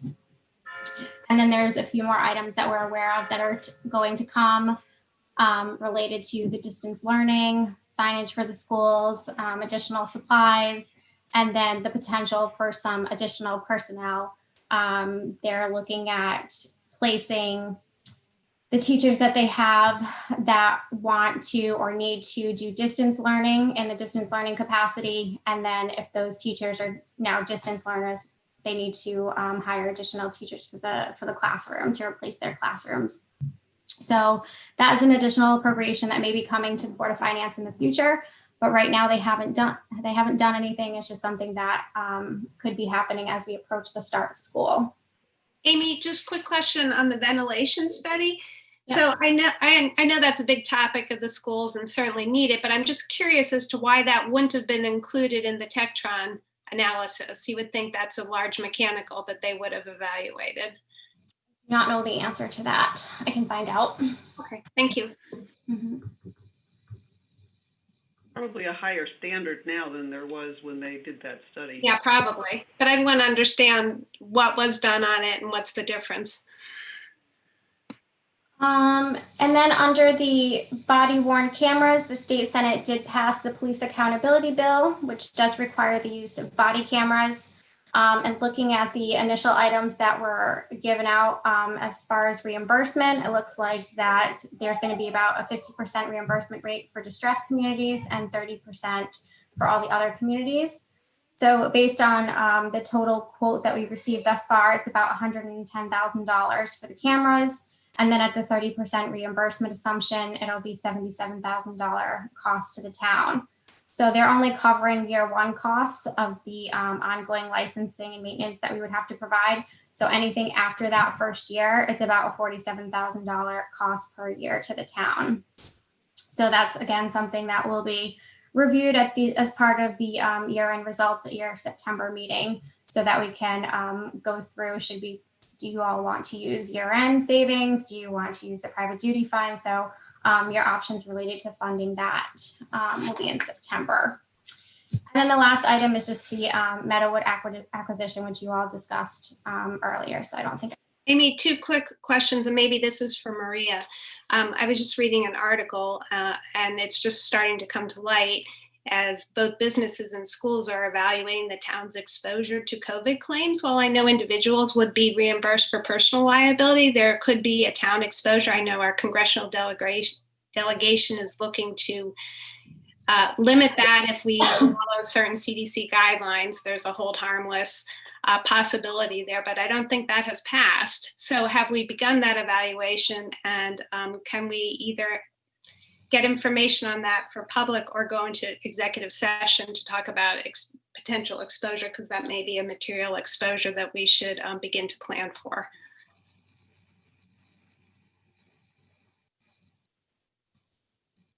So you're talking about the liability of the town for having caused someone to have gotten the disease, or? Yeah, so say someone, there's some industry publications that I came across. If someone goes to school and gets COVID, what is the town's liability? We're seeing this across the industry right now. There's a lot of exposure there.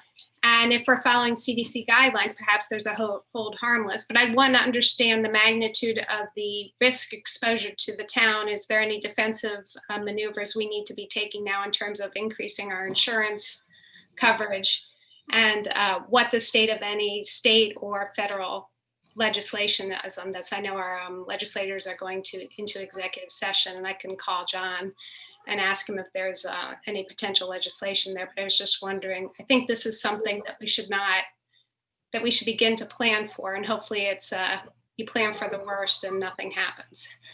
I know it's a top professional, but you know, it's not only towns, it's every employer. Correct. And there's a hot debate about providing some immunity from these kinds of suits, which I think actually makes a lot of sense. But whether, I don't know. I actually did talk to Karma at a high level about this when the schools were going back in to see if there was any increase to our liability. So obviously this is like something that is, you know, new to them as well. So basically, as long as we're following our CDC guidelines and the state guidelines, those are basically her recommendations at this point, is follow the guidelines and make sure that you're in compliance and doing everything that you can do to mitigate it. You know, obviously there would have to be a proof portion of that it's just so new that she wasn't really able to elaborate on it or what it would look like. But we did touch on it, and there wasn't anything exorbitant that she mentioned that we should be doing other than just following the state and CDC guidelines. Obviously, Maria can follow up more with her to see if anything's changed in that front, especially as colleges and stuff go back into session, and there actually has been a couple of. Yeah, I would want to monitor that, because the potential is catastrophic if, and hopefully that never happens. I mean, that's why in a pandemic, you generally wouldn't cover this as insurance, it would be excluded, but there's been, you know, to Linda's point, some opposition to passing legislation there. And so there might be an exposure. And yes, Kerma can pay those, but if the exposure is tremendous, where is Kerma going to have the money to pay that? So it's just something to keep on the radar. If we get more information, I don't know if that's something worth having executive session. If we can't quantify it, there's no need to, but I was just want us to begin thinking about that and planning for different scenarios there. And then one follow-up question. Do we have any updated information on the CARES Act amount that the town will be getting, the new numbers that Governor Lamont indicated he's going to be distributing to towns? I know we're 97 on the first distribution. There's another distribution coming, and I don't know if we have estimates for that yet. No, they haven't provided anything on that. They've given us our first round of funding, but they actually haven't even notified us directly that we're going to be receiving another allotment. I've seen what you've seen in the news and the correspondence that we're supposed to be getting something, but we have not received any direction directly about when that's coming, how much is coming, what it's going to be based on, or anything. And no new updates on reimbursement for form. I assume those submissions were due, the initial round, and then there'll be another submission due. Is that how that works? So they changed the date on that. So for the Board of Education side, that was submitted, and they're actually releasing those funds supposedly next week, I believe. And then on the town side, that submission was due at the end of August. Now they pushed it out to the end of September because they want you to get FEMA approval prior to submitting for the state funds. Okay. The FEMA submissions have been done. I've been in contact with FEMA, and it's actually been really interesting. She'll call me one day and say that this is covered, and then I said, okay, great. And then she'll call me another day and say, no, sorry, that's not covered, but this is covered. So everything is up in the air. The people making the decisions are not the people talking to the towns, and they're guessing as much as we are. I think she said it's like the wild, wild west. Like, so, So Amy, when you get that information on this, the state reimbursement for the Board of Education next week, can you send us an email updating us on that number? Yeah, I have the number. It's $83,000 for the Board of Education side. The rest is going to be submitted through FEMA. Is that included in the 97,000, or is that separate from? That's separate. Okay. Wait, the 97,000 initially. No, the 97,000 was the total allotment for Simsbury, but we have to share that allotment with the private schools. So after our share to the private schools, we're only going to get about $83,000. Rob, if I, at some point before we go, I have a perspective thing that I'm feeling out of sorts. That what we've been doing is, I think, having a very productive and informative discussion within goalposts that may not exist. I mean, just, on the revenue side, our unemployment is 7%.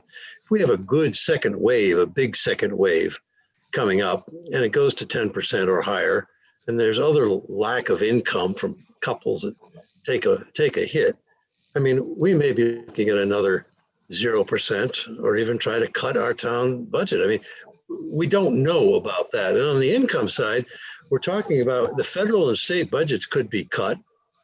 We may have to do things, postpone this education spending. I mean, things that we're not talking about, like double sessions or modular buildings or more remote. But I mean, I applaud this discussion tonight, but I have a sense that we have not addressed the realism or the possibility of stretching beyond the kinds of issues that we're discussing here. And I don't feel comfortable adjourning without saying that we may not have stretched either on the revenue or the spending side the scope of realism facing Simsbury. Yes, and just today, Art, there was an article in CT Mirror talking about how Governor Lamont is looking for 10% cuts across the board, so we can anticipate a decrease in revenue perhaps. So I agree with that. I do think while we're doing this good work, we got to realize that we don't know what's going to come, and another good whack, another good round at the area could force us to go to places we haven't been going. I appreciate that, Art.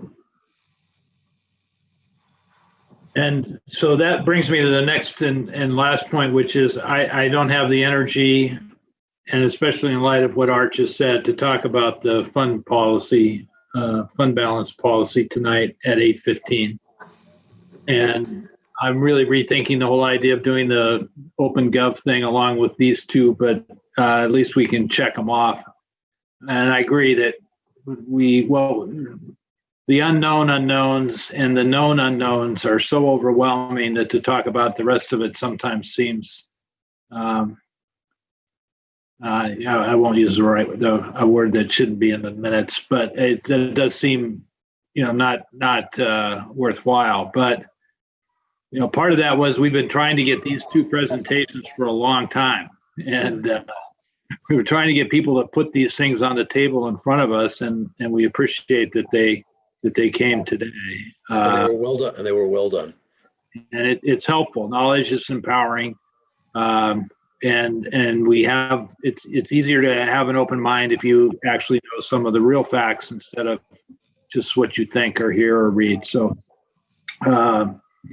nonetheless, we have to deal with those, Art. I feel your and agree with your uncertainty, and I think those will play heavily when we come into making some decisions. But these projects have long lives and momentum.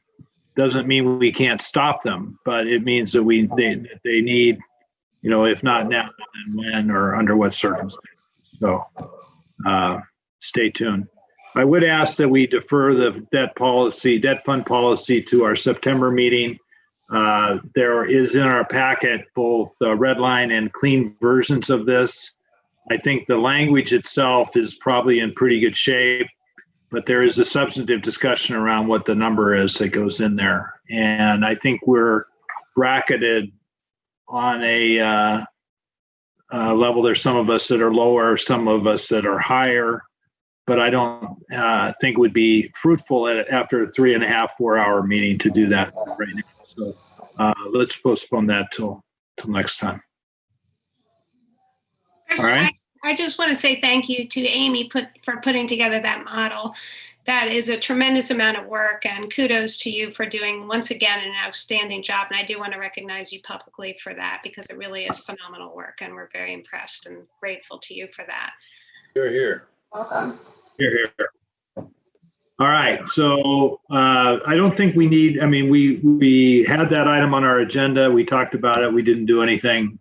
Let the minutes reflect that we will just have a further discussion next time, Karen. And so that what we need is a motion for adjournment. I'll make it. Second, enthusiastically.